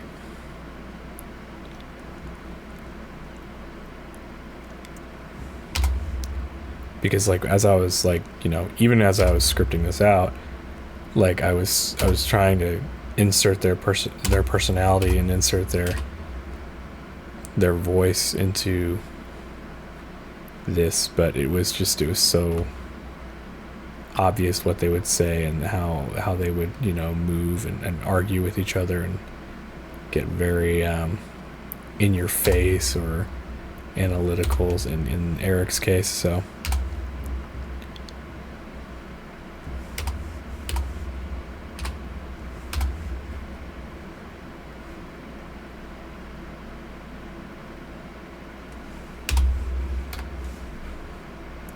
I don't know. I enjoy writing dialogue.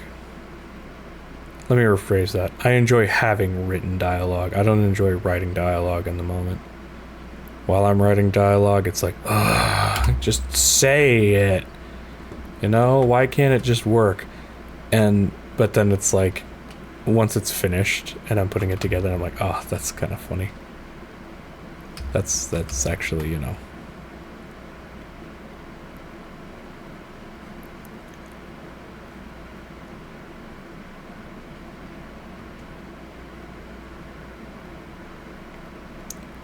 So you can see what I'm doing here is kind of emphasizing the motion of her walking away with the bubbles.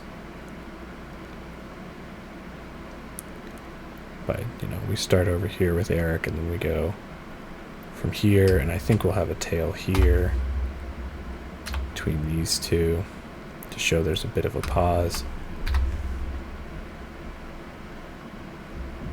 Give myself a little bit of a curve to the tail here.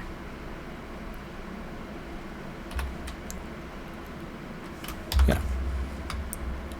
And I don't know if you've picked it up or not, but once I'm finished with the placement and I'm fairly happy, then I will merge all these shapes together.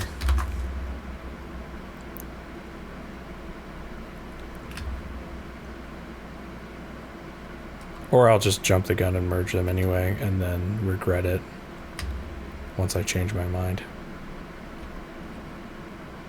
Alright. So this you emphasize ideas, philosophy.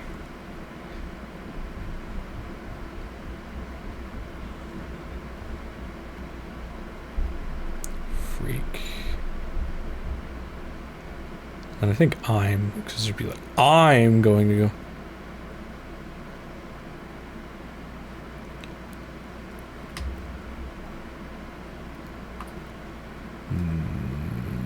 I kind of like that. Maybe it's better if it's, no. Because the Z pattern is top, top, then you go down.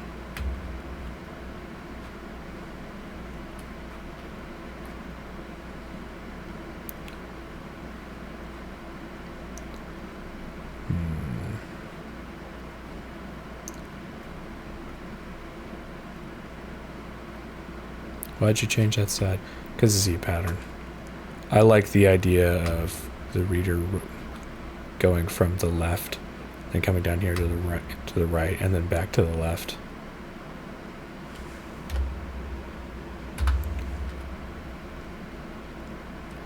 Rather than having them just go left, left, left. Again, you want to keep your readers engaged, even if they don't realize it, because they're not going to go through and just be like, I mean, unless it's really obvious, they're not going to go through and just be like, wow, all the text was on the left. Most of the time, they're not going to notice that, but if you can kind of just give them some variation, let your words and your bubbles kind of guide them through the story. Because, like, look, so we come down here, and what we're doing is we're following the flow of the page. Obviously, you know, we work our way down the previous page down to her feet. We come down to where we see text, but then our eyes are immediately drawn to her eyes, looking down towards our next bit of text. Well, Eric's eyes are looking towards Efeldrin, and then we see her, you know, text moving towards her as well. And then I've kind of got like this bubble here helping us move down a little bit, but it is a bit of a hard break as we move here. I'm not going to pretend like everything flows, but you can kind of see kind of an S flow like this as we, you know, work our way down. That's something I try to keep in mind as I work. Sometimes it works, sometimes it doesn't. Go ahead and delete that. So here we're going to have in Eric's thought bubbles while he's talking, he's going to be considering and kind of scheming. He's basically going to realize it's like, yeah, Efeldrin is like really not his ideal person he'd like to work with, but maybe he can, you know, kind of use her to figure out, you know, to get what he wants. And at the same time, Efeldrin is going to be doing the same thing, but that's in the next panel, actually. Spoilers. That's the whole point of this. I'm basically just going through and spoiling my whole comic for you guys. Just because I think it's more important to teach comics than it is to necessarily worry about, you know, what's spoiler and what's not. That's not to say that, like, you should go through in your next comic project and just, like, show everybody what you're doing. But at the same time, for me personally, I think it's more important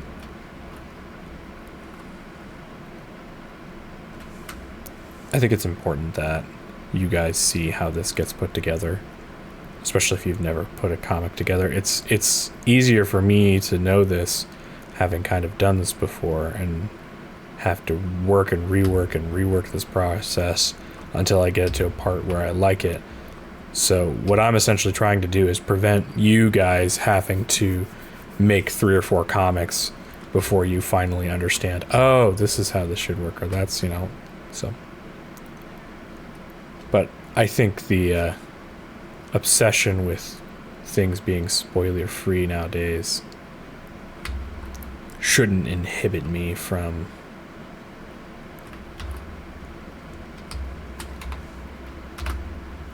you know, instructing you and showing you what I'm doing and how you can also do it.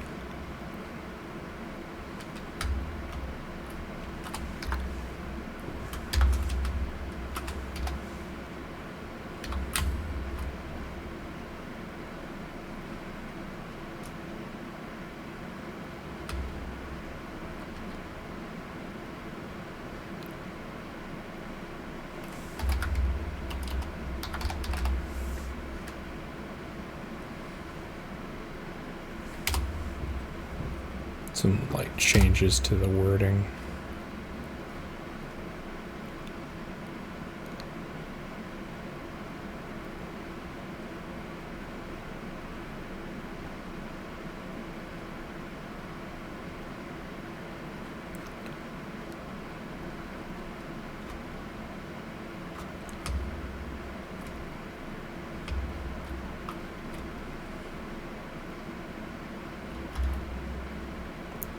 go ahead. We've got a lot of text we gotta get out here.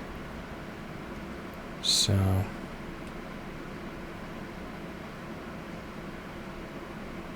I don't know what this is, but for some reason, from copying and pasting, they get rid of I's in the middle of the words for some reason. Not every time, but like when I copy and paste, it's like, oh, we'll get rid of all the I's for you in like words like first. And I'm like, no, I need those. Those are important to me. They make my life so beautiful. Cannot just take them away from me.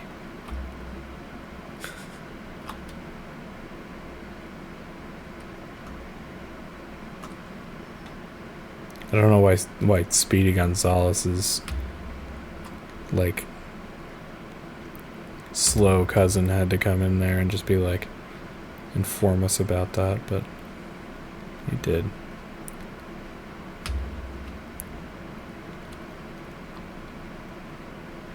This should be 2. Yep.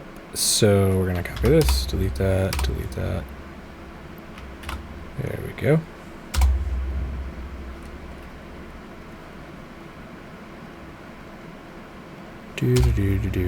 I long for the day where I can look at my art and not be so judgmental about it. I think that's part of what's like distracting me. I'm not as happy with this page. I don't think it's bad. I don't think it's like particularly my best either. So it's just been like,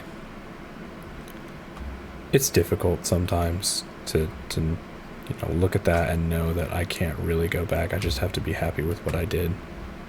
Or maybe not happy, but at least satisfied for now.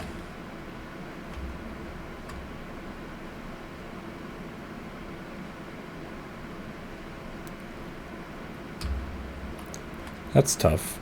And I won't pretend that it's not. But, yeah. I think, again,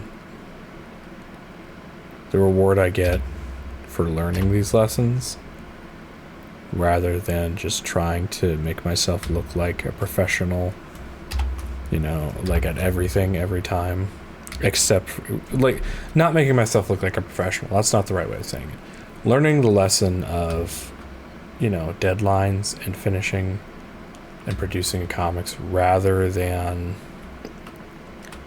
maybe perhaps looking good or better because I spent way too much time.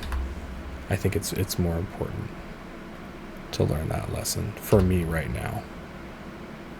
Because I think, like, yes, some people need to learn, you know, they need to spend more time on their art and they need to spend more time on creating things. But at the same time, they also will, you're going to have a period where your work is where it's at and there's not much you can do about it.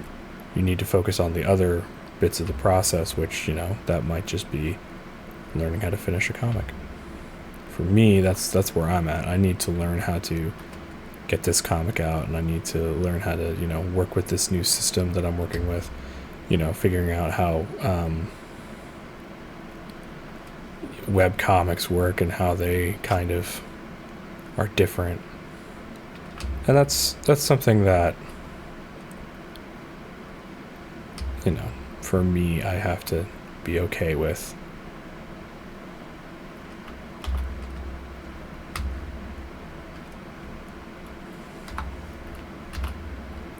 Because that's what I set out to do. That's my number one target. My number one target. I'm starting to talk like the comic.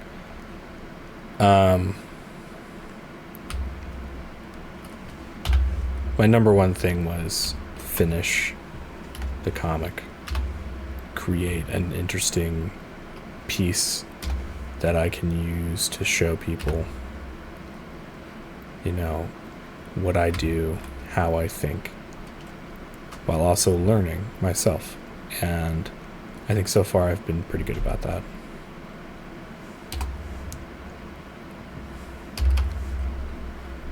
Alright, let me try to format some of this. I might go quiet for a bit.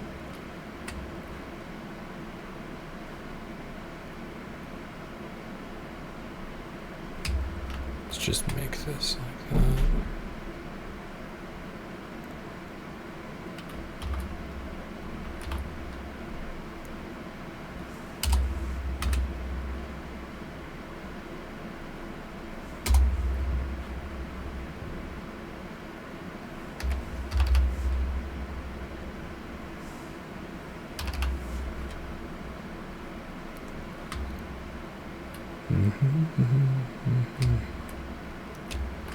It helps me sometimes just to get the what I need out on the page, all the elements out there before I start formatting it. I need to remind myself that while I'm recording, so I don't just spend forever on one panel just redoing things because I had to talk while I work.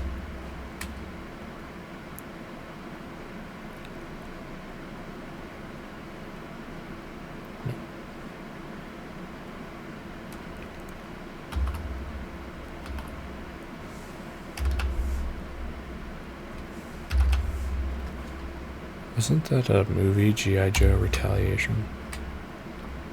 That's such a cool word. Retaliation.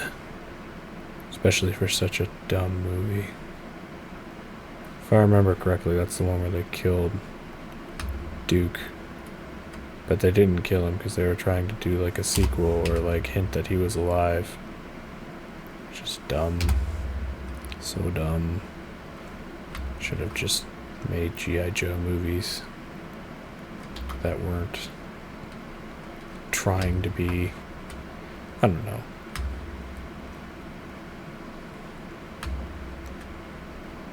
too uppity or whatever. Too much of a franchise, I guess.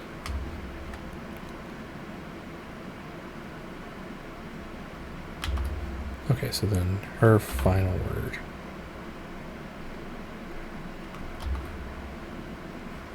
Final words are here.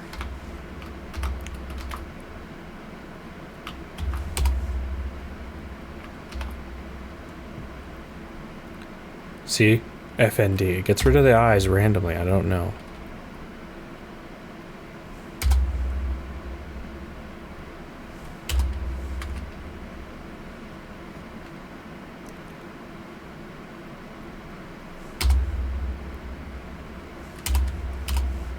Find the person. Make the pen. Yeah.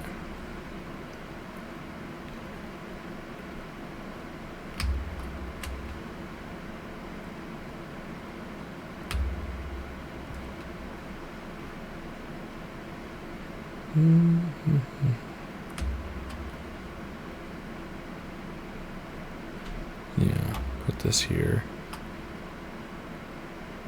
All I have to do is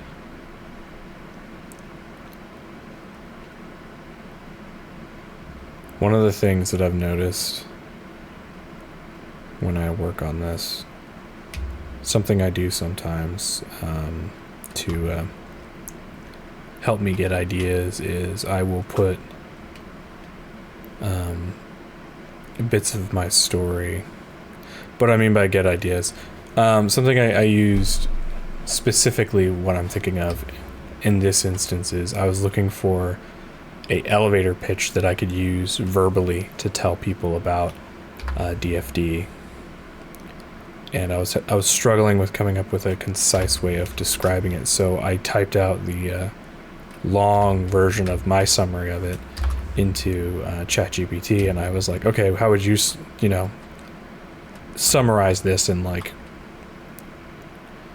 something that'll only take a couple of words, like 10 seconds or less. And it, like, I generated it over and over again, and it turned out I didn't come up with anything that was like too great, but something that was like really funny was like, it just kept like bringing up morally gray, and I found out it's because I kept like saying that like Efeldrin basically threatens to kill people all the time, and it doesn't happen that much in the story, I feel like, to just constantly be like, oh, it's an anti-hero, or it's a this or that. But it is kind of funny how like the AI was just like, yeah, it's more, Feldrin's this crazy, psycho who's trying to kill people, and Eric's basically there just to rein her in. And in this first issue, I can definitely see that, but it's, I don't know, maybe not how I would have described it, and it's not how I describe it. Back to, ChatGPT doesn't have all the answers.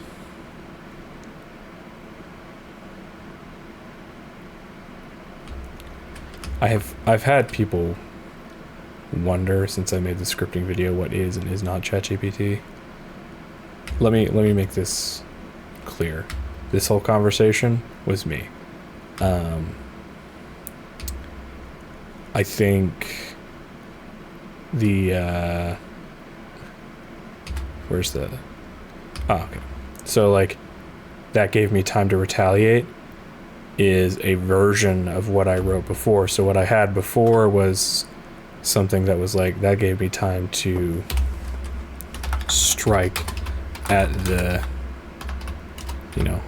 demons. And I didn't like that. So I took that and I took it into ChatGPT and I was like, okay, give me a word that would fill in for to strike at the demons. And it's like, have you tried retaliate? And I'm like, oh yeah, retaliate would probably work. And it also gave me a bunch of other words, but it never, it didn't have the context of like, who Eric was and stuff like that. So basically I use it as a thesaurus most of the time. Sometimes I have it reword some things, but no, it's not anything that where I'm like, I need a story where a Feldrin and Eric go and fight an ice demon, it's come up with all of that, and then it goes and gives me some sort of trash story that's predictable and garbage. No, it's not how I use AI. I use AI essentially as a expanded thesaurus, or a way to look up things that is difficult for me to type into normal Google. That's how I use ChatGPT in my writing. I don't use it in art ever, because I can come up with, I know what I want for my art, and every time I've ever tried to use ChatGPT for art, I haven't been able to get what I wanted. I've tried, I wish I recorded it. I should probably do that someday, where I do a video where I'm like, my ideas versus ChatGPT. Because like I've tried various methods of trying to get ChatGPT to like recreate like a Feldrin, especially. I was like, it'd be cool to see her in like a realistic kind of painterly style without having to take the time to paint. So I was like, yeah, I was like, all right, ChatGPT, and I described a Feldrin and what she was like and all of that, and I was like, how would I describe that to make a good image in this kind of style or whatever, and I think I used Adobe Firefly at that point, and it just never got past the standard AI looking. Like, here, let me do it. Let me do this. Let's go to Adobe Firefly right now. Adobe Firefly. This is something that most Adobe users get if they are subscribed to a certain level. I'm not sure what. So let's just go here.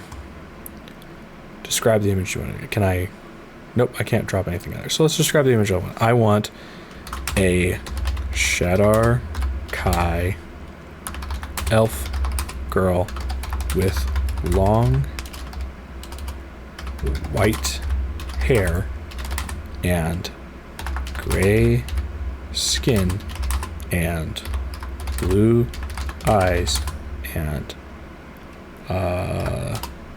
La Calavera, I've spelled that wrong, La Calavera tattoos on her face. She is a sorceress and a warlock for the goddess of death.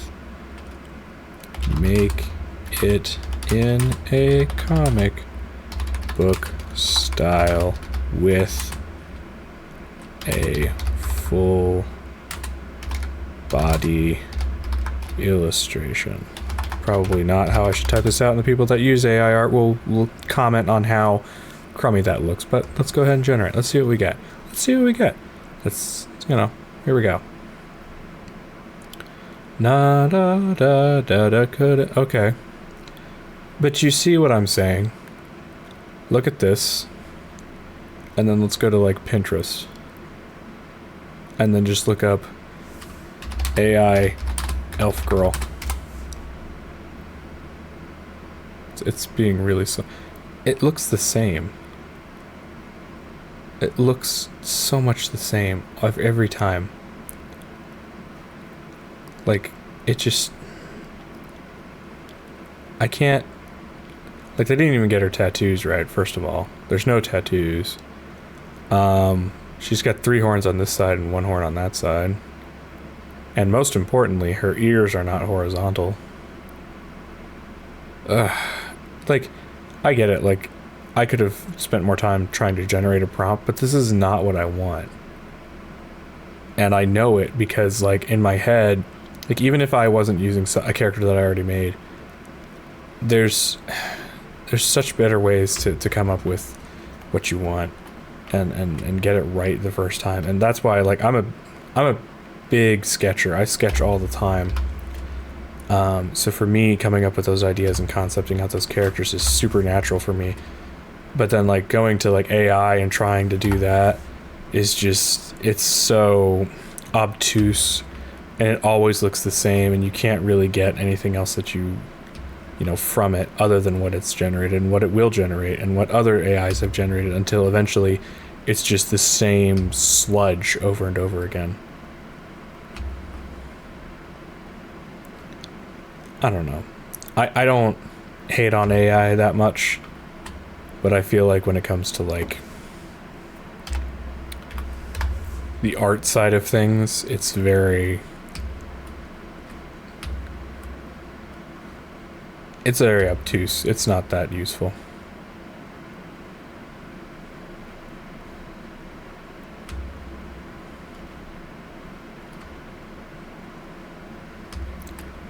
And I know there's AI artists that are probably out there and they're not happy with me now, but I don't really care, because not because I think it's, you know, and I can commiserate with those that, you know, do AI art. There's a, you know, huge witch hunt going on now, where it's like anything that looks slightly, you know, if it's not hand painted, people freak out about it. But at the same time, I feel like that there are much better ways to ideate and get your ideas out there. Alright, I think we're going to have to take a pause on this because I have to eat. And I'm being told that I can eat now by the people who are providing me with food today. So, we're going to call this good for a moment, and I'll be right back. Okay, so we're back. It's a new day. It's a new dawn. And I'm feeling pretty okay. Actually, let's just, let's cut with this and just get to work. Honestly, I don't really remember what I was talking about last night, so let's just start a new chapter in this totally uncut video, all shot on in one take.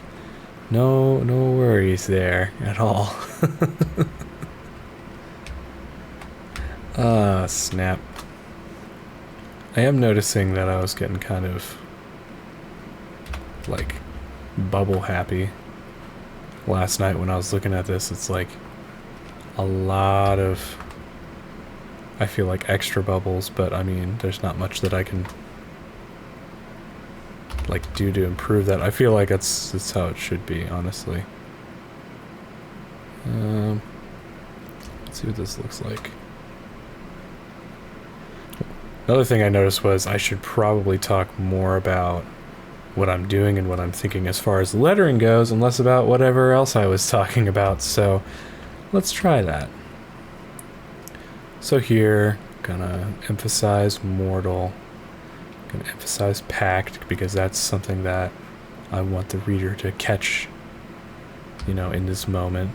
Because essentially, you got to think of it, the characters are explaining something that the readers don't understand. But you don't want the characters to be like very much like turn towards the camera and explain exactly how the world in this fantasy works. No, you want them to be, you know, speak naturally as much as they can. So in this case, you know, so like Hell Baron is getting emphasized because we mentioned that on the other page. I think it's this one. Yeah, so yeah, because he's a Baron from Hells. So honestly, we'll just go back and we'll emphasize that so that it matches with later. But yeah, there's a lot of text in this little area. That's the thing with DFD that I kind of like. It's just extreme. We either have like extreme violence where like, you know, people's heads are getting exploded. It's not on this page. Or we have like just a ton of talking, I guess. That's just what this comic has become.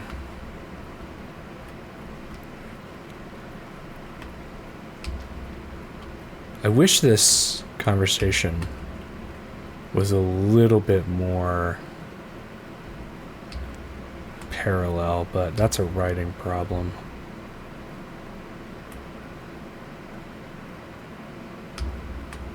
What if he started thinking about some of this down here?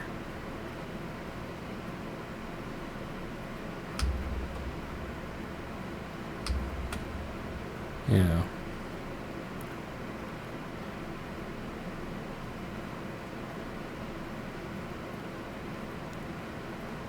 By the way, if you haven't read this comic, it's available on Webtoons for free.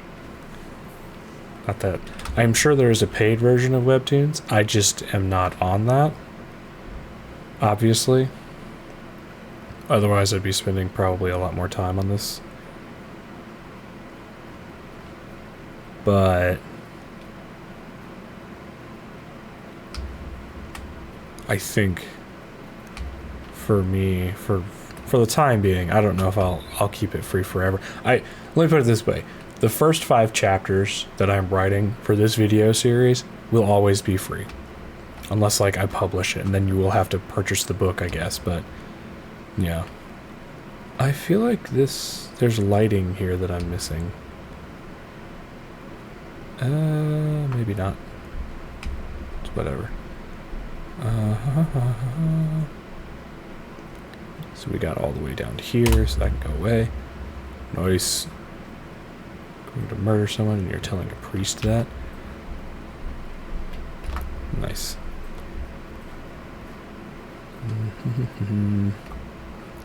If I start humming songs, it's because I'm listening to lo-fi covers of music. I find that helps me focus while I'm working, but it also makes it helps me focus to work, but maybe not to talk as much. For sure.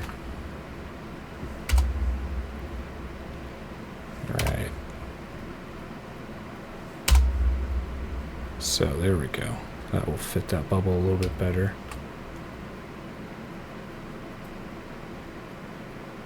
What if we got this somewhere over here so that it kind of hooks back?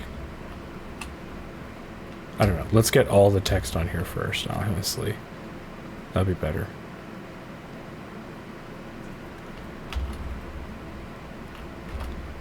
So all of this is going to go into our thought bubbles, so we'll put that in white for now.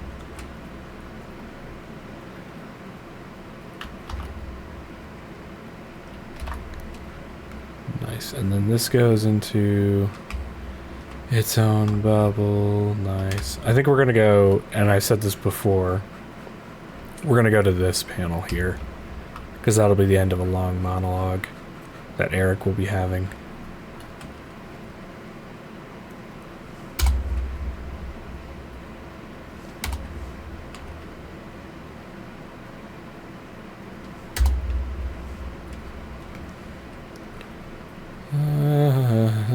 just seems kind of obtuse. I feel like way should go down here. What I'm trying to do when I do this formatting is get it into like a nice little box that feels like it's all kind of just one. It's one statement, it's one sentence, but I don't want it to be like have a really long part, you know, a word sticking out on one end or the other. I want it to feel uniform, and I want it to feel like it's fitting well into this bubble, even before I put a bubble around it.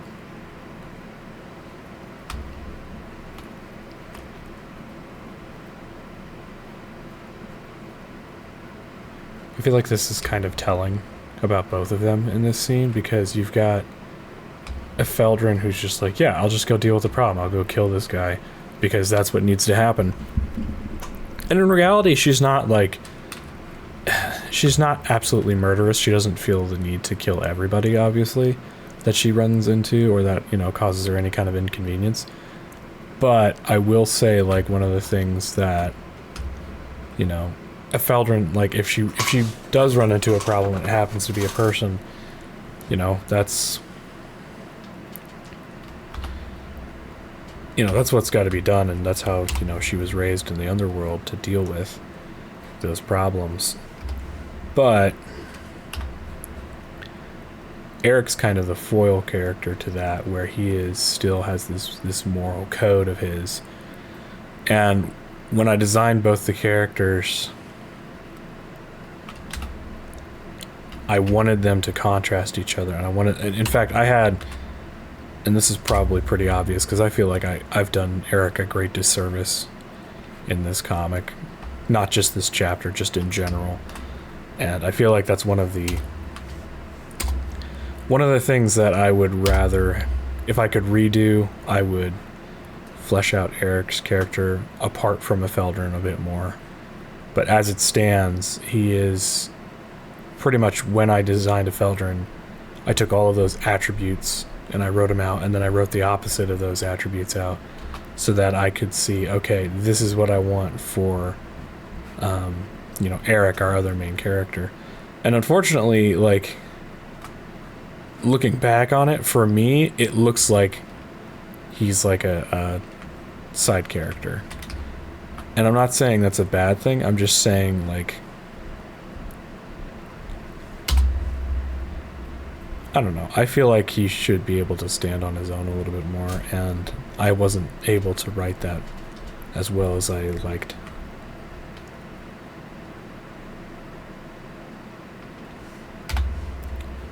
Which, you know, that sucks, but, you know, that's how it happens sometimes. You don't get to flesh out all the characters that you want.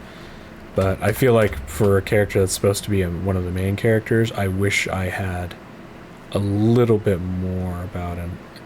And I say that because, like, so I was drawing this morning some of the pages, and I just visually couldn't envision, like, some of the things that were going on with Eric.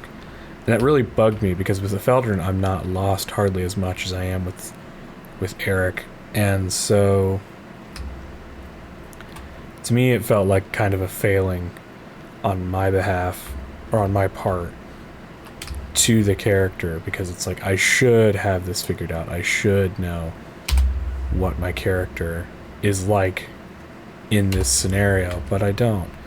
Or, you know, it takes me a little bit longer to figure that out. And so I think, I don't know, I'm planning on making a video where I talk in retrospective about my process for this particular comic, because yes, I'm still an amateur, yes, I still, you know, make mistakes, and I'm still learning things, and I want to convey some of the things that I've learned to you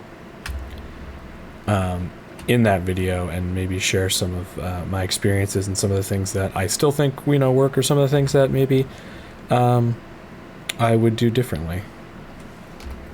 But yeah, that's a video that I want to make. Hopefully I'll get to that. That's actually something I was going to talk about either in this video or in another.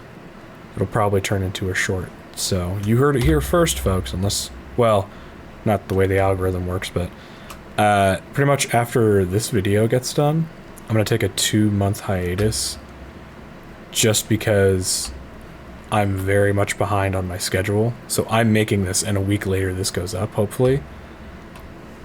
But, you know, I hate doing that where it's like, okay, I have a week and then another week. And it makes me feel rushed anytime I don't have a nice buffer. So what I'm going to do is try to get that buffer back. But then also, you know, this is kind of important because one, like, I'm really kind of starting to feel the pressure for the deadline on this. And two, that, you know, pressure has been exceeded and multiplied really recently because of a lot of different factors in my life right now. And it's not like anything bad. It's actually some really neat and exciting things. But because of that, and I'm not going to share all of them just because, you know, this is a video about lettering and not necessarily my life. But one of the things that like is happening is I'm going to be leaving the country. Well, obviously I can't make videos while that's, you know, going on because I'll be away from my desktop and I'll be away from a lot of my work. And that's great, but that kind of upsets some of the balances, some of the things that I wanted to do. And that's another reason that I want to take this break, is because I want to be able to make more quality content, and I want to make things that I'm proud of and that people want to watch. And I feel like I've had, like, for my channel, there's been certain phases that I've gone through where, like, they've been very experimental as I've, you know, been figuring out what exactly I want to do on YouTube and how much I want to do it. For me, I feel like I've gone through 3 or 4 phases. So, like, when I first started, I kind of had, like, a schedule that I generated and figured out, and it went okay.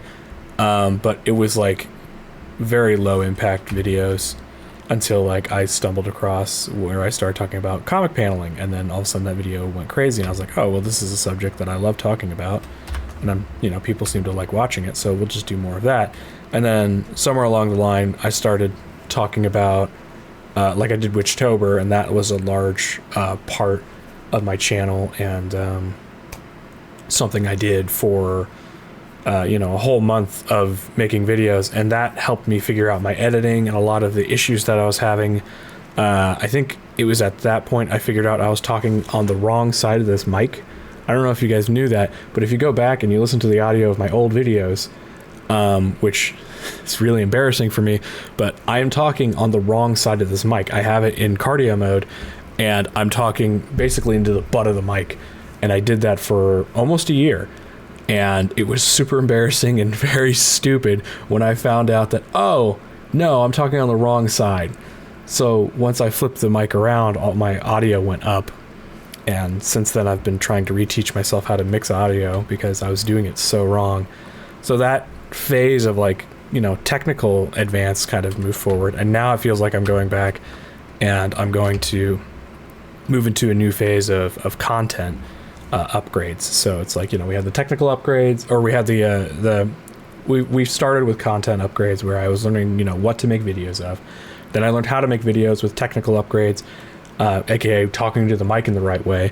And now I'm moving back into where I want to make some more high quality stuff and kind of meld what I've learned about making videos and how I make videos and how I write scripts and how I perform into more interesting content for you guys, more fun content for me to make, and yeah, just all in all, just a fun time for both of us, the viewer and the maker, creator, whatever.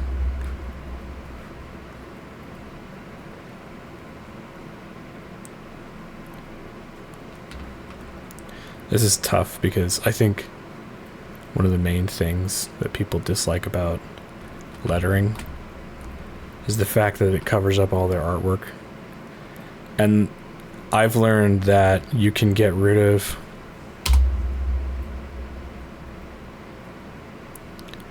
I've learned to think about that stage now while I'm working. Think about, you know, okay, I'm gonna have to letter this later. And again, that's why I think everybody should do every stage of the process at least once, because that's what'll set you apart from, like, kind of a corporation where, like, it's just faceless and doesn't understand. It's like, well, why doesn't, you know, why don't those bums on 5 ever get it done? Or why is, you know, second floor always where the slackers are?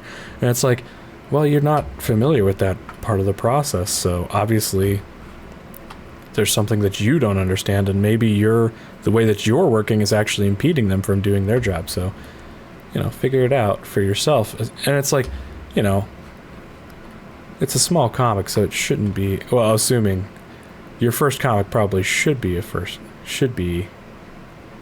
small comic. Otherwise, it's, you know, kind of a nightmare. That's advice I would give. Like, DFD for me is a really small project. For me, it's taking forever to do, and yes, it's really long as far as like hours put into it. But as far as like ambition goes, like, I don't have a ton of, like, I don't want to say love, but let's say there's not as much passion in it, in the sense of, like, I came up with DFD specifically for this video series, and, you know, in a few months, like over the period of a month, I think I came up with everything that I wanted to do for this comic and the goals that I wanted to accomplish, and that was it. Whereas, like, the Witchborn, I have much greater ambition for, so I felt that I needed to pull away from that so that I could have this first project be DFD instead, and that one could be a little bit more sacrificial to the fact that I have, you know, less experience than I'd like in the comics. So DFD is kind of being sacrificed on that altar of me not having as much experience. That's what your first project kind of just has to be. You have to realize it's like, okay, my first comic is not going to be my best comic. It's not going to blow up. But, you know,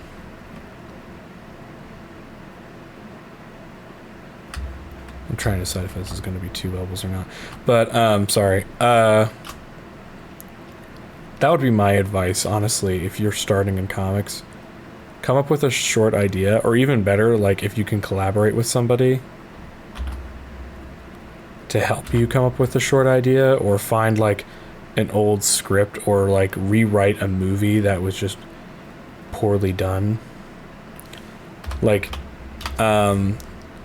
watch one of those crummy videos from the 2000s, because they made a ton of these, like, throwaway action flicks back then that were, like, you know, like Underworld. There's like 6 or 7 Underworld movies, and none of them are that good.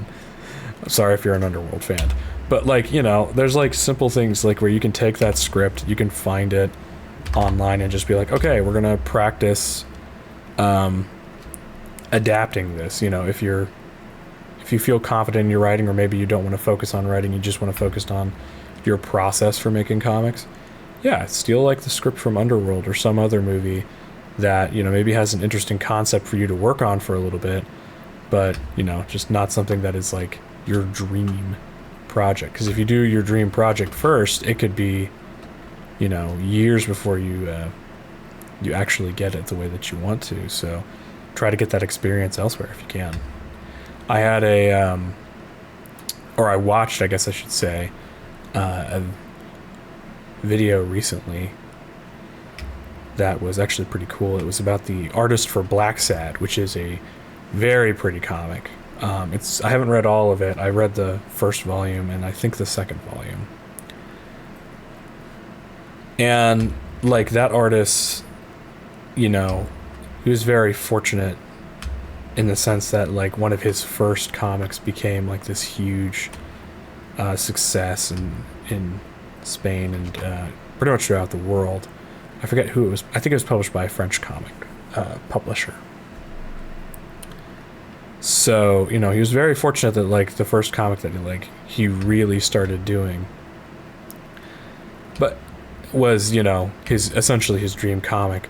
But that didn't happen until, like, he had, like, tried to break into comics 5 or 6 times, if I remember correctly, and it's like none of those times really worked out for him. I think I'm actually just going to put this up here. So I forget his name.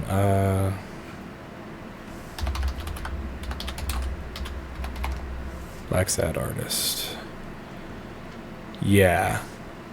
I don't know how I would pronounce that. Juanjo Gardino? Juanjo Gardino. Anyway, this guy, like, he had tried to make Black Sad, and his artwork is absolutely stunning. It's very good.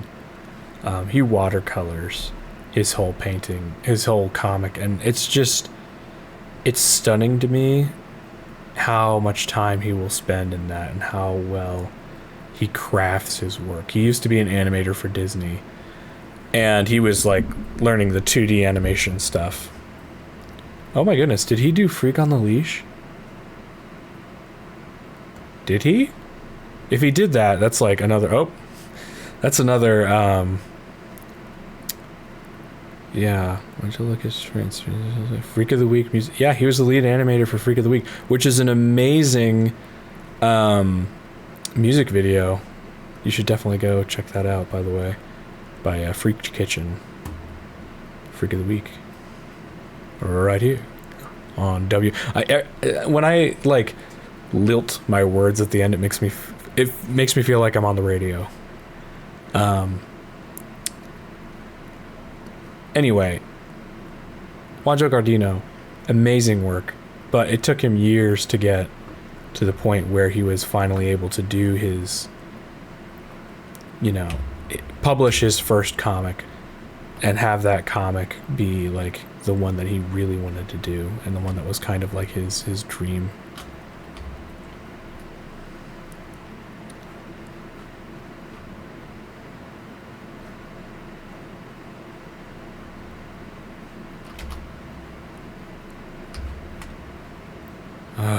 This is starting to get frustrating.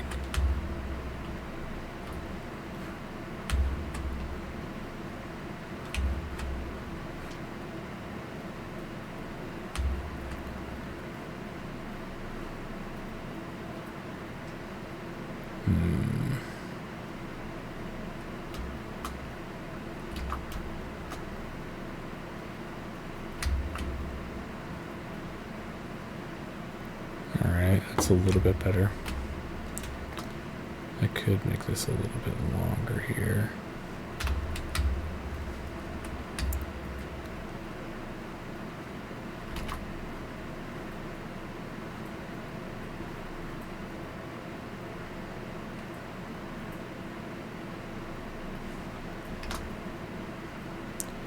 If you're not familiar with Illustrator controls or commands, there are so many more qualified people to explain how to use Illustrator. I learned in college, but honestly, you don't have to really take any real courses as far as like, go to college or any kind of school. Just go online and honestly just start working your way through Adobe Illustrator. I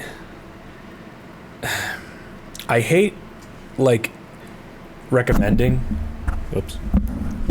I hate it so much I hit my mic. I hate recommending Adobe products in the sense of like, I don't like how their subscription model is, where it used to be you could just buy the product and own it and use it forever. Whereas now it's like, you have to pay for it every month. And that, I think that price is like $60 or more. I don't know what it is. But I know it's expensive, and it bugs me every time I have to pay that.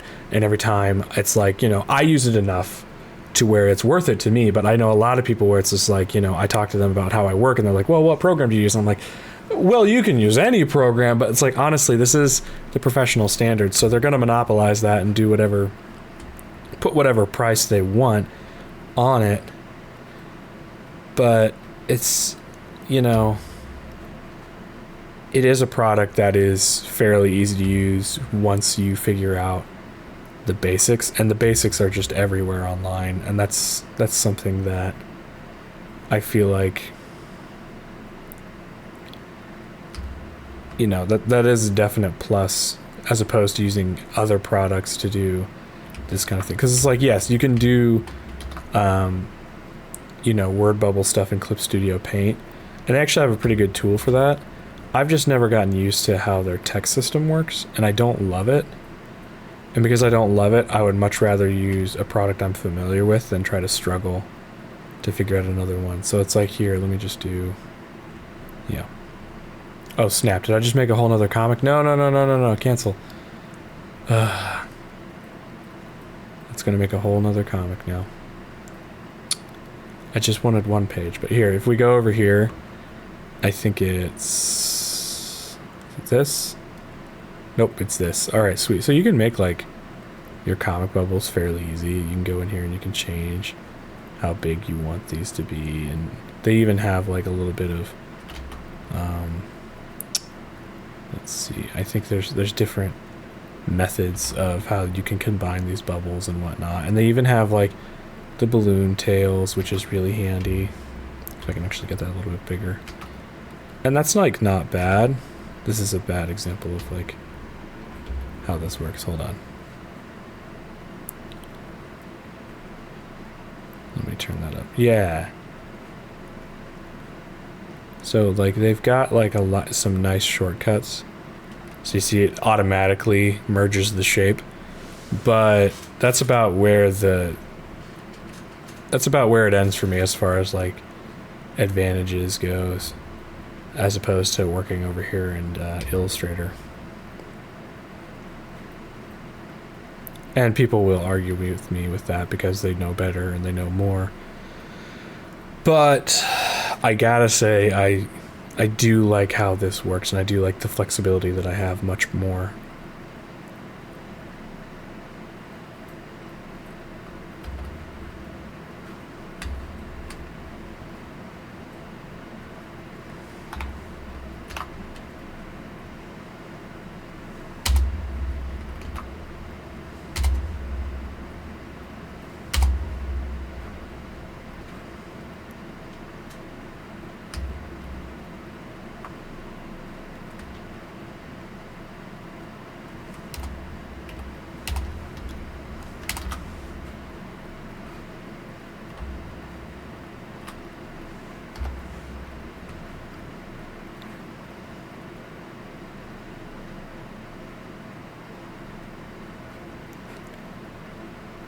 Don't love how this looks.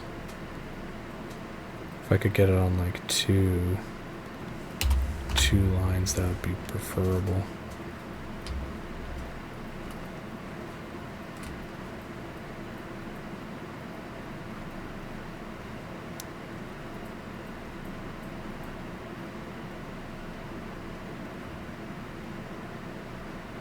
So here's a good example of masking.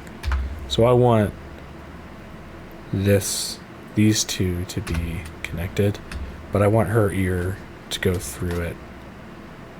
What I mean by it is I want this shape right here to be behind her ear, but her ear is in Photoshop. It's not here. So what I'm going to do is I'm going to go ahead and just kind of make this mask around it with the pen tool. And then I'm going to go here, and I'm going to go ahead and I'm going to expand this shape. And I'm going to expand it again. Let it nice. Make it just one solid, like that. Shift M, which is the shape builder tool. And what that'll do is kind of cut it. And the line matches right where the line work is, so I don't really have to worry about that. But if I was a little bit worried about how that looked, I might go in and just kind of add like another extra shape here. And get rid of the stroke. Like so. So that it goes up all the way to the line, but in this case, I think this is fine. So these are now two separate shapes. I'm going to group them. And then I'm going to actually, what I should have done before that, but that's okay. Hindsight is 20/20. I'm going to expand this bottom part out a little bit to give the impression that it's angled down.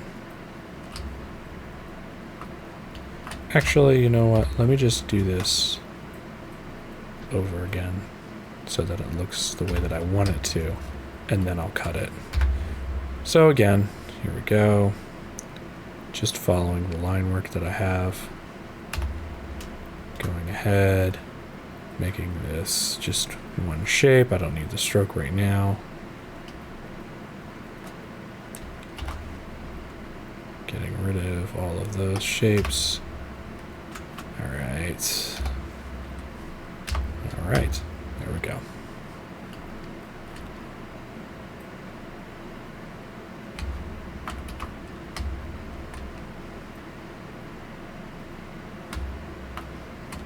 So this thought, I don't know if I want to keep it, but it is kind of important.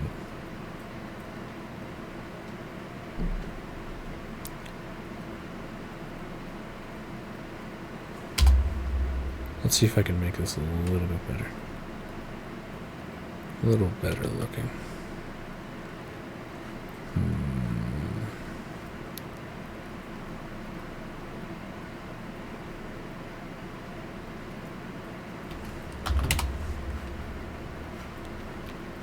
This conversation was fun to write, or interesting to write, I should say, where I get to explore what the characters think about each other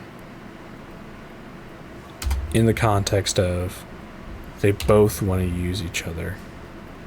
They both want something from each other. They both see something to gain. But it's not in like a way that you would think normally or like heroically, like for your typical team up.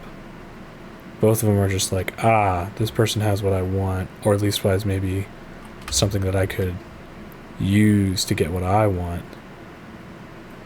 So, because usually how it goes is it's like, this character has this attribute and this character has this attribute. They're made for each other. They can work together. It's an excellent team up. Whereas these characters are like, the stupid person that almost got me killed might be useful to me. I don't love this breakout.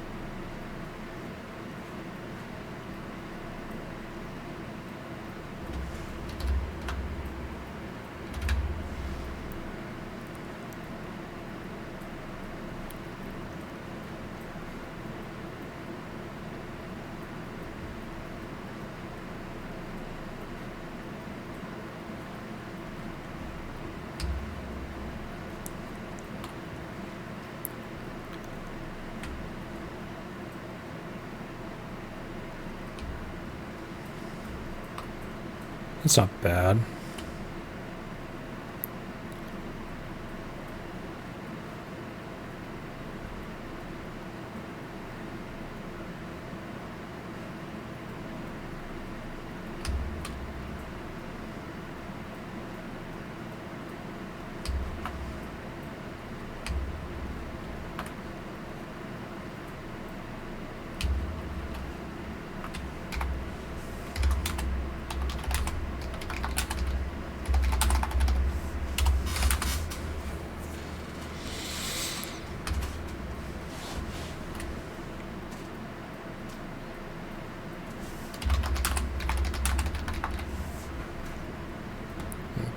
So this doesn't need to be bold italic, just needs to be regular. That's all regular. Alright, sweet.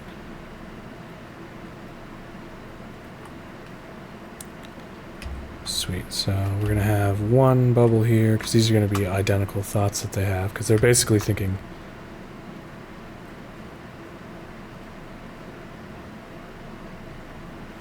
again, they're teaming up, but they're separate. And that's what I want to emphasize in this first comic is like, if they had just kind of collaborated a little bit, maybe, you know, this would have turned out better.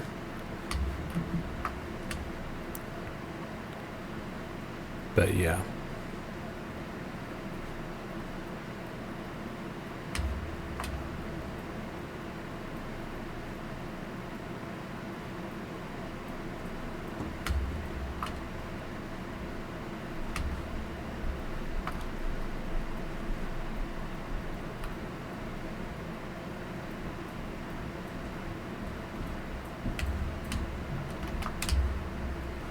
It's almost funny that, like, she's thinking more than he is. Like, he's probably thinking faster, but, like, the fact that, like, he thinks, oh, I can manipulate around her because she's not really, you know, considering that much.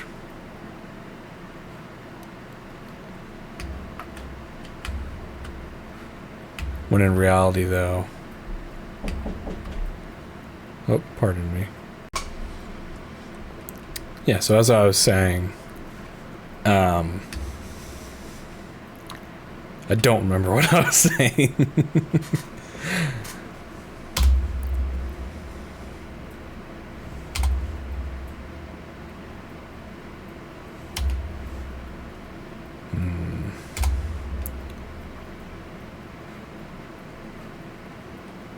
I think I'm going to try to make these a little more square and a little less long, because I think that will flow a little better and maybe give me a little bit more space to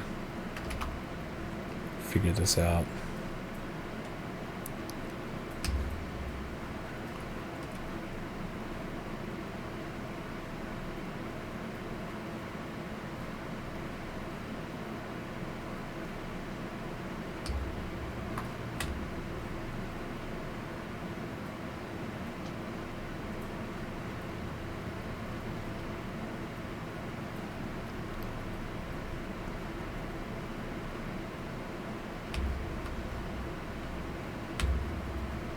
I haven't done any of the bold text yet, except for just Scruffy Hobo.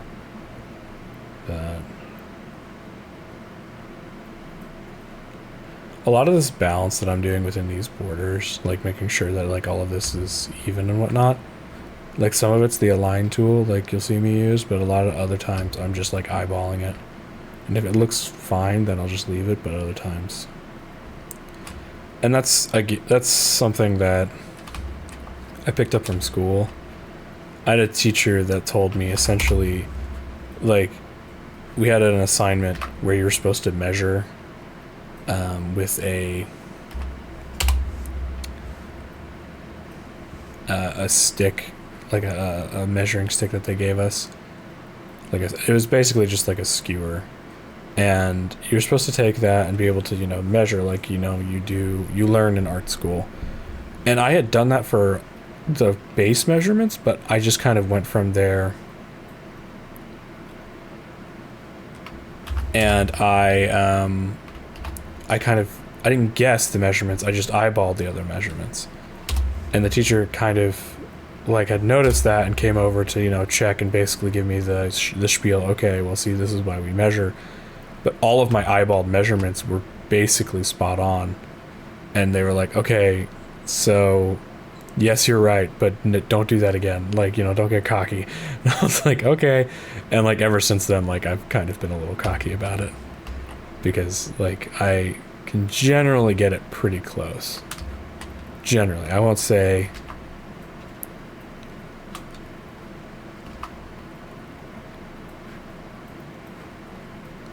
that like I'm you know, perfect in that method or in that way every time, but I will say that I've gotten pretty good at eyeballing my measurements and eyeballing my my balance for some aspects. Other times it's just like, eh.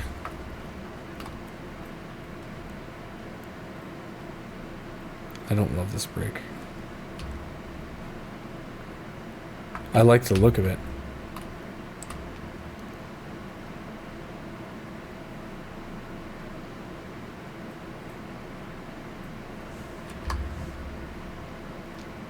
Unless you know another way.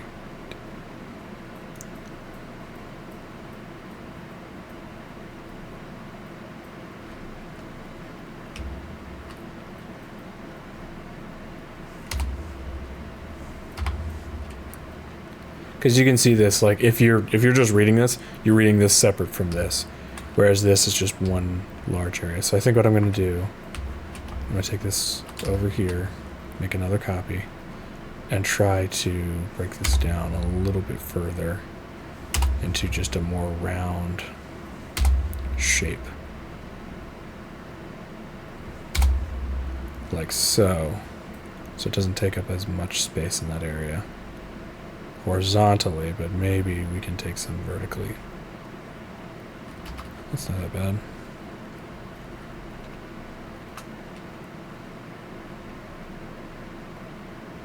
There we go.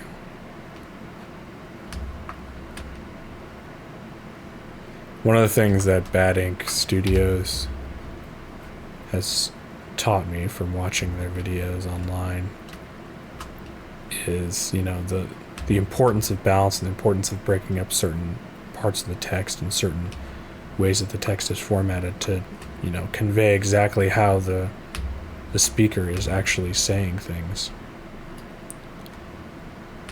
And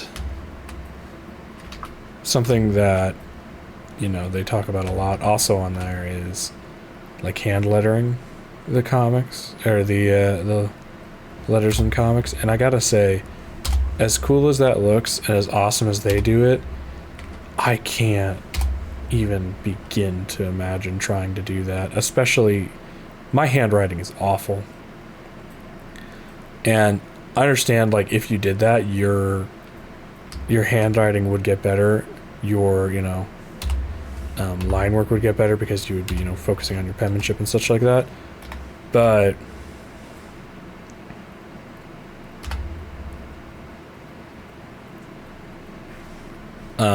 sorry, I just got caught up in reading that and double checking some things. But I gotta say, like, that's not something that I think I can commit to.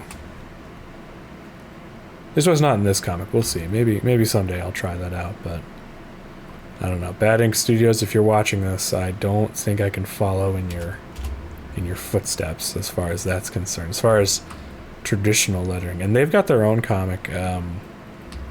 Haven't read it. I've only seen the art, and the art looks pretty good. The lettering also looks good, which is an art form, as they will tell you.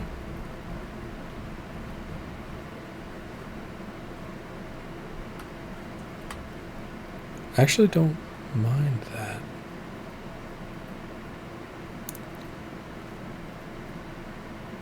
Oh shoot, is this? Oh no, it's not the TikTok colors. Almost thought that Ephedron's colors and Eric's Thought Bubble colors are the same as TikTok's. Hold on. I hope not. TikTok logo. Oh no. Oh no. What have I done? Oh no. Oh shoot. Wait, maybe it's not. Maybe I might be freaking out over nothing, but I'm fairly certain. I'm fairly certain. I'm so scared. No. Okay, it's a little bit lighter, but that's so similar. Oh no! That's favorite daughter is TikTok. That's terrible. Oh. Nope, that's it. Whole comic's canceled now. Just delete everything. Nope. Goodbye.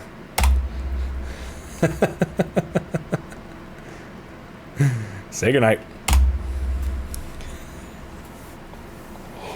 Oh, I can't believe I didn't think about that. Oh, I'm such a fool. Okay, it's alright. We'll get over it. We'll get through this. I know we will. Just have to believe. I don't know in what, but we just have to believe.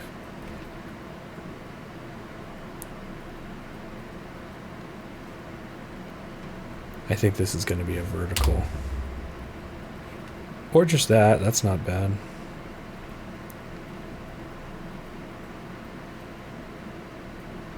There's some letterist out there that's made a perfect course for how to do this. I don't know, maybe Bad Ink Studio. I think, honestly, if they made like just a comprehensive course, I love Bad Ink Studio's like shorts. I think they do great with those.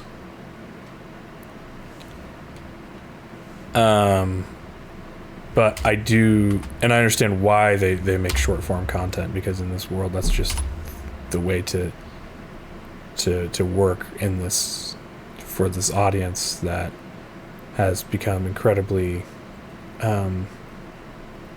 impatient, I'll say. And I think having short form content in that, you know, level is a great way to promote your your content, your comic, and whatever you're teaching. I really, really wish that they would do like either release a book about comic book lettering, which, I mean, obviously they release their comics, so there's that. Or do a course. If they did a course, I would take that so fast, because I feel like they're very knowledgeable about it, and I think they're humble in the sense that they don't think they know everything, which is, you know, that's cool. But at the same time, they know so much that I think it would be valuable to at least have like either a short course on YouTube or a I don't know, if they had like a Udemy course or a I don't know, Domestika maybe. I'm not sure where the best place to put your courses are, but they should look into that. I love taking online courses like that are just very specialized. I'm gonna try to combine these two, and I think the way I'm gonna do it is just gonna be kind of janky for speed purposes.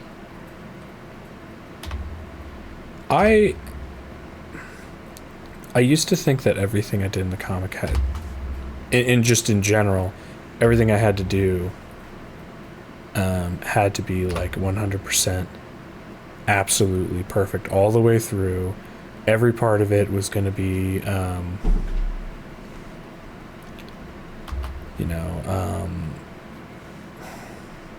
like you could open up the file and you could see, oh, everything's great. Everything is, 100%.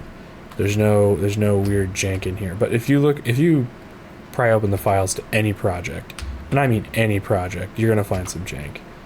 I know this because when I work on, animation, most of my job is hiding some of that, hiding some of the shortcuts and the reused assets and the things that we do to make, whatever we're making work. And the thing about that is, I used to think that was, not okay and that was unprofessional and whatever. And then I watched this Disney animator, they were talking on, I think it was Corridor Digital, and they were talking about like how, like, yeah, I think it was from Frozen 2, and one of the things that they had done was like to show the scene where I think it's Olaf is singing something about growing up or something like that. I don't remember. And he basically revealed in the layers, it's like, yeah, if you go in here we have this creepy scene with all these eyes in the woods, and all of that is just Olaf. They just took Olaf and like reused him over and over again rather than making a new asset. And that was like, at first I saw that, I'm like, that's cheating, and then I thought about it more, it's like, actually that would like save a ton of time. So I haven't really thought that way about my projects in a while. So it's like, if there's a quick way to do it and it'll get me the same result rather than one that makes me look cool, I'll always do the quick way. Every time. I don't know if I love these bubbles. I might love it a little bit more if I did that. Nope.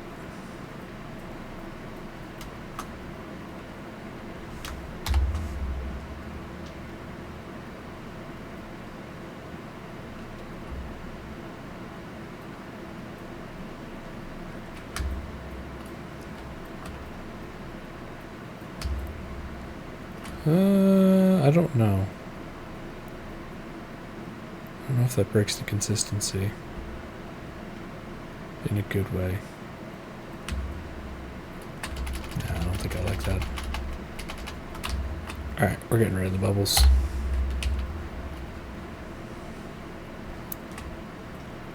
So we got this lovely little transition as we come down here. And I don't think there's a ton of text that is going to go there. Let me get rid of these old ones.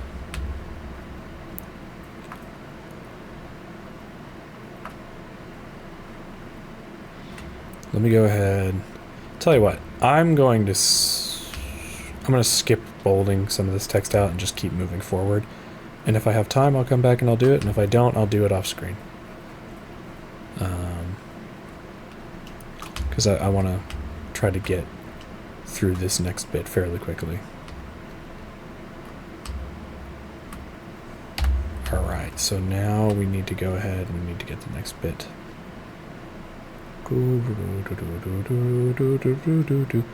Here's the next bit.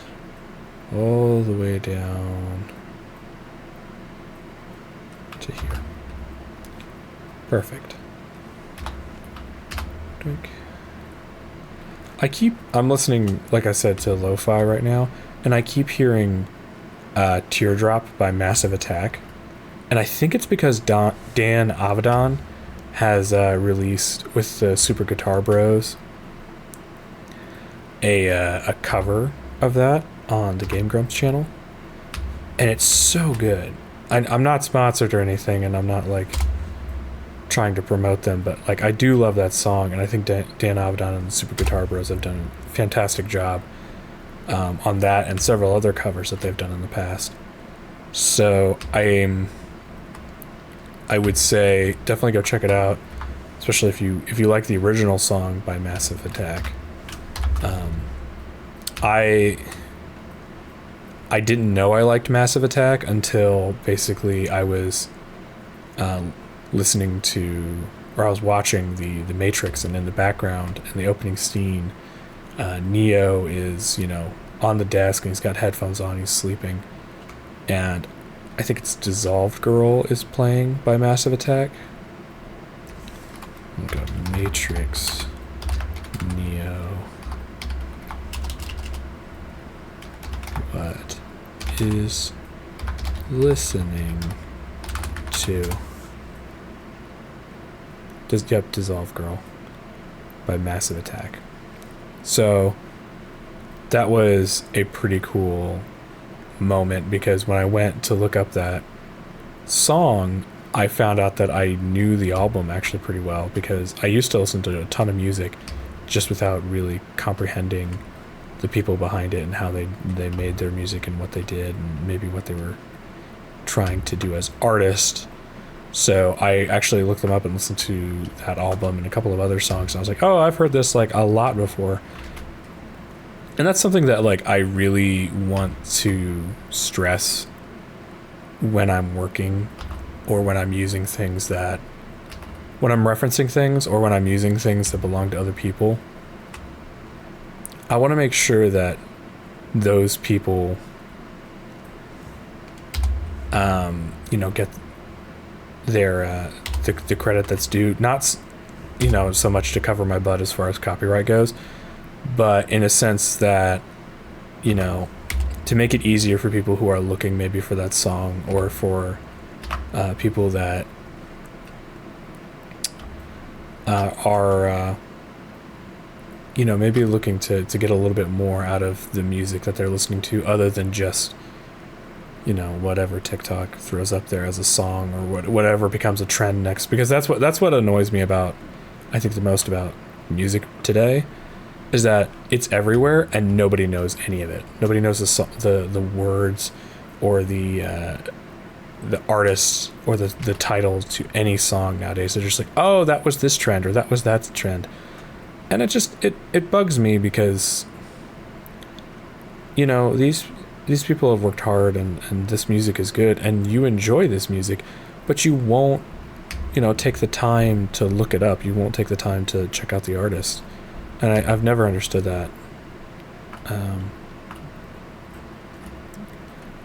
That's what's unfortunate, especially with like on TikTok. Again, I'll rant a little bit more about that. My biggest problem with TikTok is like they supposedly are like so like strict about, you know, copyright and certain things, and the whole, oh, you can't say dead, you gotta say unalive, or suicide, you gotta say unalive, or you gotta say this or whatever. And, you know, if they want to be all self-righteous and stuff like that, then why don't they, you know, have a better, you know, AI or system of some sort to actually get people to see the songs, like who made the songs that people are using over and over and over again. Because it's like, you can't find those songs once, you know, because people generally don't take the time to label those songs in the sound category. And so that's the thing. They don't become songs anymore. They become sounds. And it's so disheartening to see that for the music industry, society, just in general, because music is still an art. And I feel like we've taken the art out of music, we've taken the art out of painting, we've taken the art out of so many things. And to see that happen to songs that I like and songs that I know other people enjoy greatly, it's just so sad. It's dystopian, really. So a lot of times, if you follow me on Instagram, you'll see I put music up there all the time for most of my posts, as far as like stories and stuff goes. Every time I can, I make sure that the original artists, like they have an option for the album to be up there and the artist's name, so I make sure it's up there. Anytime that I can credit the artist or direct people, I've had people ask me, it's like, oh, who did this song in this video? I'll go and I'll look it up if I haven't, you know, put it in the video. And that's not saying every time I have background noise. I'm not that good. I could be better. I'm not saying that I'm the champion of this cause, but something that I try to do as much as I can is make sure that if I have a song or if I have a piece of media that I'm using, I make sure to either credit the artist or make sure that they know, okay, this isn't mine, this isn't something that I've done, so don't, you know, attribute that to me and my creativity, because their creativity is, you know, maybe what inspired me. Again, I'm not the best at it. I'm sure there's plenty of other people that are much better than me at that, but there's whole pages now dedicated to like, oh, these are the songs that you heard and this is how, you know, this is where they originally come from. And as soon as I remember seeing that and just being like, they used to just call that the radio. And I know I'm probably sounding old, but it's just,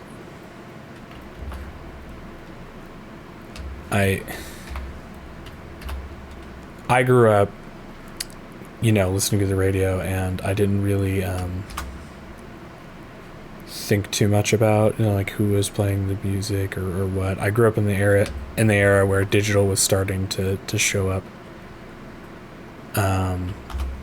So for me, at some point in my life, I started listening to records. It was after my grandfather, actually. We were, I don't know, I was fairly young, but we were getting babysat by my grandparents, and they were watching us, and my grandpa pulls out these old records and he starts playing them. I thought they were the coolest thing ever, because I couldn't figure out how the music was coming out of the discs, because like I had, I think, some cassettes at that point, because we didn't buy like new CDs. but we had some cassettes, and like I could kind of figure out how that worked, but like just watching, I remember watching the vinyl and just being mesmerized by it, and then my grandpa like being able to tell me everything about the song and everything about, and you know, what year it was made, who was singing, and all that, and I just thought that was so cool. So I blame my grandfather for A, getting me started collecting vinyl, and B, getting me to start think about music and who's doing it and what they're saying, and you know, why I think it's catchy, not just because it's catchy or trending or whatever. And so I don't know, that's something that's kind of personal to me, and something that I kind of get a little bit passionate about when I'm talking to people. It's like, oh, I love that sound. I'm like, no, that's not a sound. That's Metallica. No, that's, you know, that's this artist. That's that artist. They sing this. It comes from this album. Look it up. It's really good. Because if you like it, because that's the thing. I'm not trying to judge people for liking stuff, whether they, you know, see it on Instagram first or TikTok first. That's not the problem. The problem is that, oh, I like this song, and they don't know where to go from there. They don't know where to look for that band or that sound or that kind of idea. They just wait to be fed by the algorithm again, whatever the algorithm deems as the next song that they'll listen to and the next thing that'll be popular. Personally, that's how I like to find my music. That's not how I like to find my music. I like to find my music naturally. I like to walk into places, turn and hear something that maybe I don't know, and either ask, you know, people who are playing it, or pull out Shazam, look that up, look up the album, listen to the album, you know, pull up the artist, read stuff about them. It's like, you know, that's just,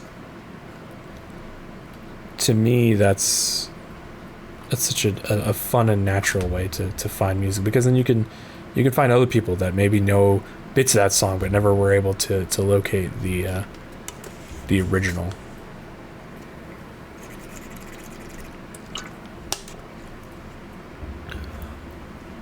Anyway, I'm ranting some more.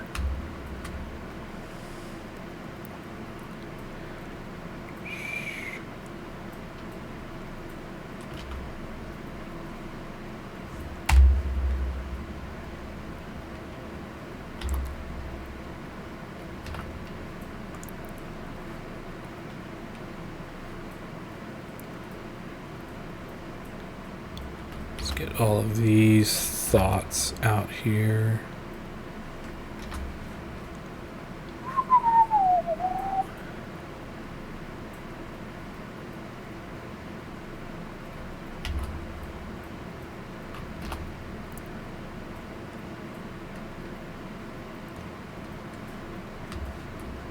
So this goes here, this goes here, this goes here.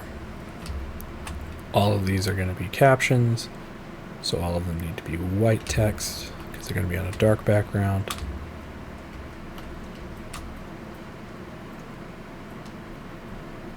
Oh, we finally got a sound effect. Sweet. I didn't think we were going to ever get another one.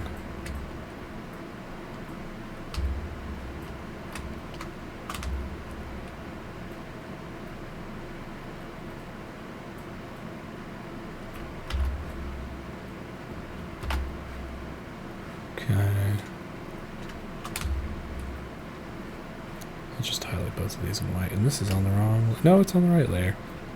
Never mind.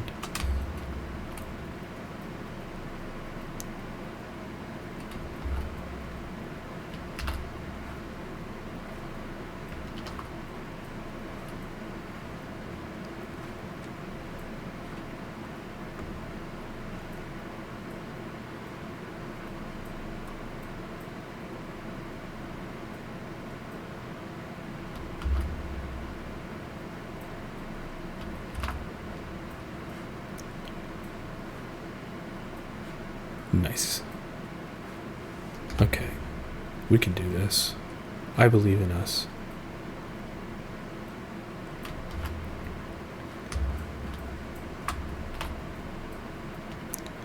Let's go ahead and let's format this right here, because this down here is like, basically he's like, don't get separated. We're gonna do it this way. We're gonna do it very formulaic, and then I'm just gonna put like an hour later he's like panicking and he can't find her because she's just had it.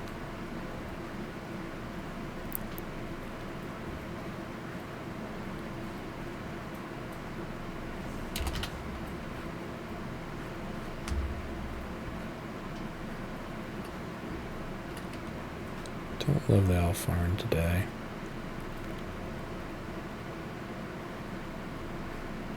You ever stare at text so long it just no longer becomes text, it just becomes shapes? That's where I'm at. Let's go to my favorites. What have I got?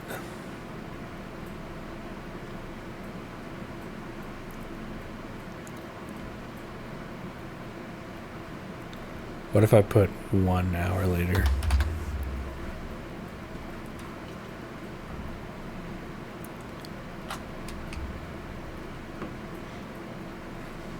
Nice. That's not bad.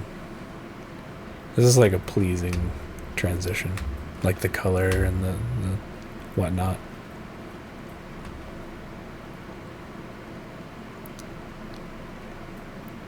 Alright, do we want to work our way up, or do we backwards, or do we want to do this? Let's do it scrolling down.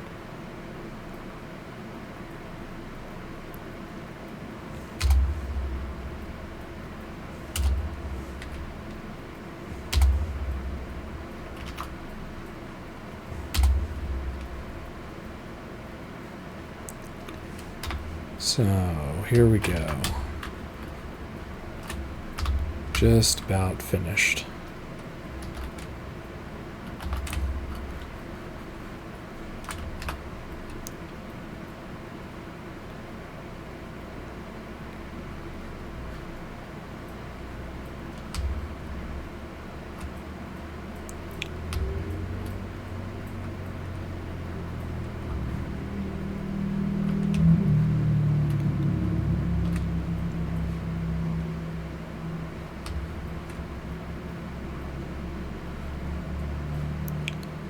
Gonna go ahead and put this here.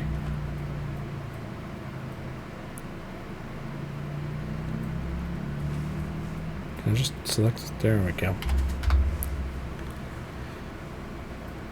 Sometimes when I'm on a call with my friends on Discord, or we're having a, just a chat, I'll pull up my work because I'll sometimes be able to talk to them while I work, or it reminds me of the times when we were, in the lab and we were working together back in school, and I'll be working on something like this, and I have a certain friend in mind. I'm not going to mention their name, but they every time I open up Adobe Illustrator, they know 5 or 6 shortcuts that I don't, and it always makes me feel a little bit stupid. But it's super helpful. So like at times I'm sitting here and I'm like, man, I wish they were here to help me out on this. But I feel like if I did have them on this video, it would just be like a lot of me looking stupid and a lot of them looking like, yeah, duh. Although it would probably be nice to have somebody to help me co-host this a little bit better and maybe bring up topics instead of just sit there quietly for hours on end. But as I understand, some people enjoy this for the fact that they just get to watch me work and not that they get to listen to me talk.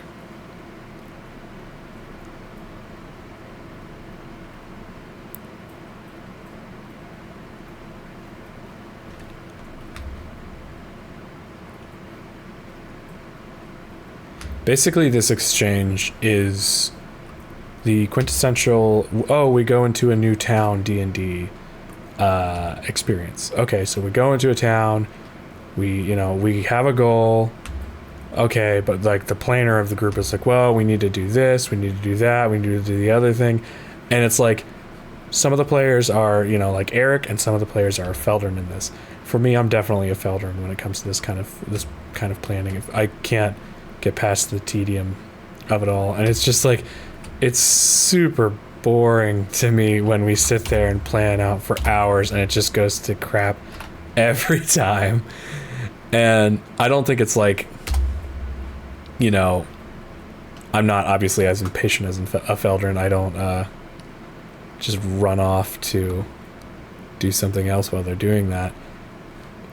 Like, I try to be as patient as I can, but that's something that, like, I've noticed is, like, I am not a planner when it comes to playing any kind of tabletop game. It's just like, oh, let's just do it. We'll figure out what happens. And I kind of enjoy, like, the chaos of it a little bit. Not, like, to completely derail maybe the DM's plans or anything, but, like, definitely I enjoy exploring the world and knowing that, yeah, I don't know everything, and that's okay.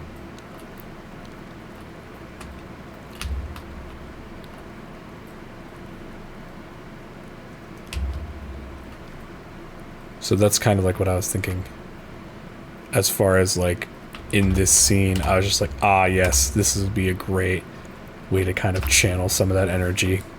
Because I've definitely done this at the table. I've sat there and just made this face at the people surrounding me. It's like, well, we need to check this. You know, how many health potions do we have? I'm just like, I don't flipping care. We'll either die heroes or live long enough to watch our corpses rot in this dungeon if we don't move. It's just like, there's times where I'm just like, it's fine. It'll be fine. We'll figure it out. And, you know, I get it. Sometimes it's like characters are, you know, people are just, that's their character. They would plan out. Other times I feel like it's just like, you just want to play a strategy game. And you know what? That's cool. This is something for everybody, but you are killing me. I think it's just because when I sit down to play a game, I have to be patient for so many things in my life, and I have to be like calculated. I have to think so much, so that when I do sit down to enjoy something, I don't want to be patient. I don't want to have to think. I don't want to have to do anything. I don't want to have to micromanage anything. I just want to do my thing.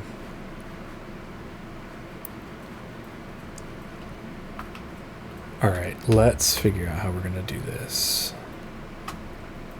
So, let's go ahead.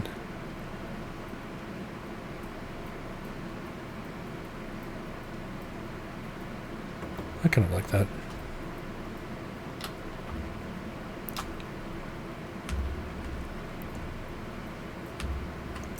Let's give it a bit of a stroke to kind of give it like that. Break up maybe some of the monotony there. Maybe a 2-point. Nice. And we're going to go ahead and we're going to go object, expand, okay. Then we're going to ungroup all the shapes so that we can start to kind of play with their size and where they're at.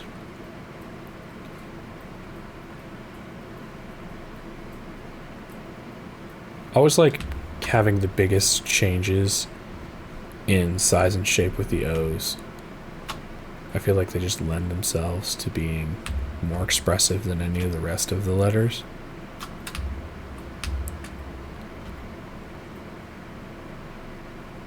And I don't know why. I can't explain what makes them that way.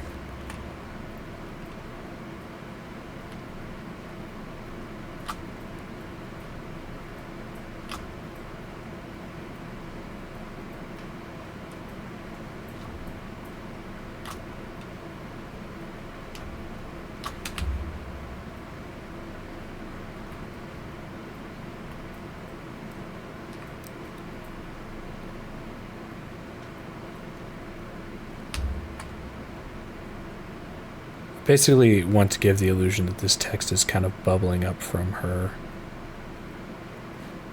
So I think what I will do to enhance this is I'm going to make this green. Even though only half of it's green now. Hold on. What is happening? Oh, there we go.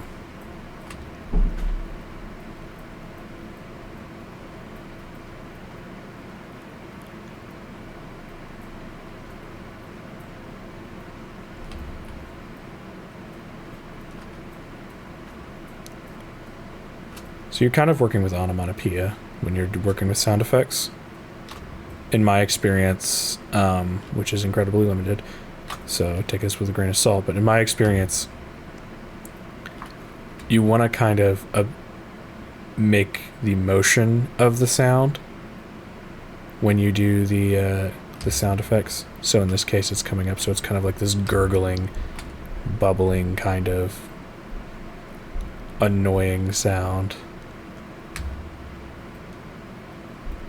But I kind of have it like almost coming out like it's a, I don't know, like it's bubbling out of her.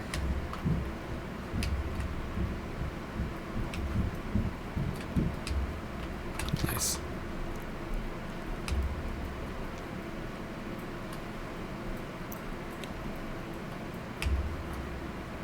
Very nice. Okay, we are flying through this section. So let's go ahead and let's get this right here.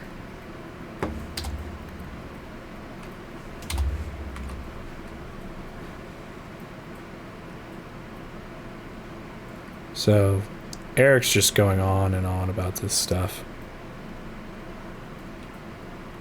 And it's kind of like annoying Efeldrin to the point where she can no longer like focus even on like the chase. And you'll notice like Eric's being almost paranoid with this, like he's being very, very cautious, whereas she's about to just like throw all caution to the wind. If chapter 3 isn't out yet, let me just spoil it for you. Oh, I can't, never mind. But basically she's going to go to this pub and just basically walk in there and just be like, hey, has anybody heard about this, you know, devil? And they're going to be like, oh yeah, and then just kind of tell her whatever she wants to know, because she's like,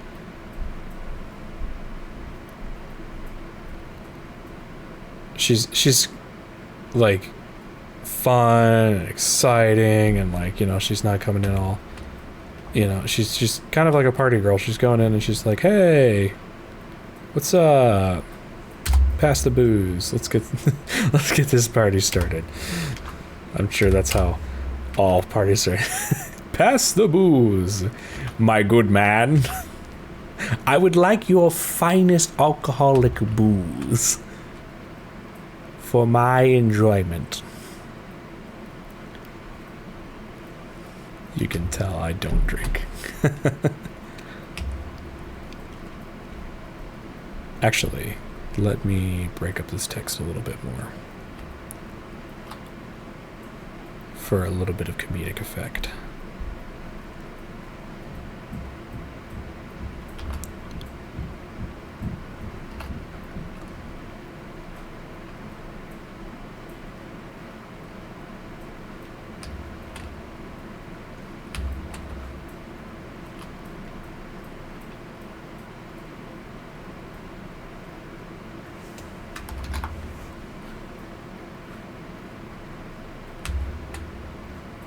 There we go.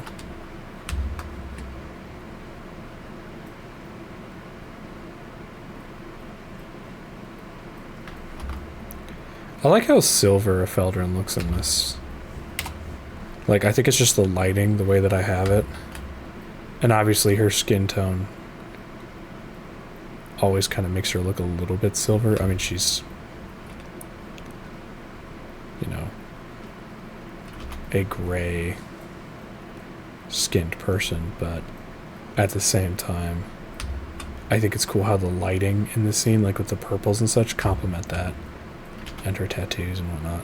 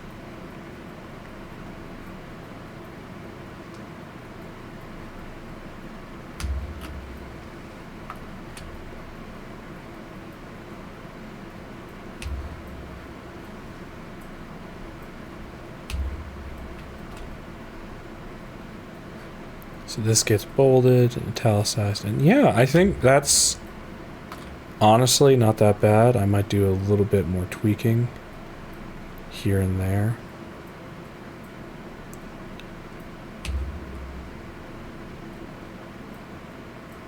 But overall, I think for this video, I think we're done. So, there you can see our work that we were able to get done. We got this page completely figured out, or, well, almost figured out. I've got like 2 more panels to go, but fairly good work. Over here, we finished up this page, starting from here. Yeah, we got like, I don't know, like about like, I'd say 10 pages done. So thank you so much for watching.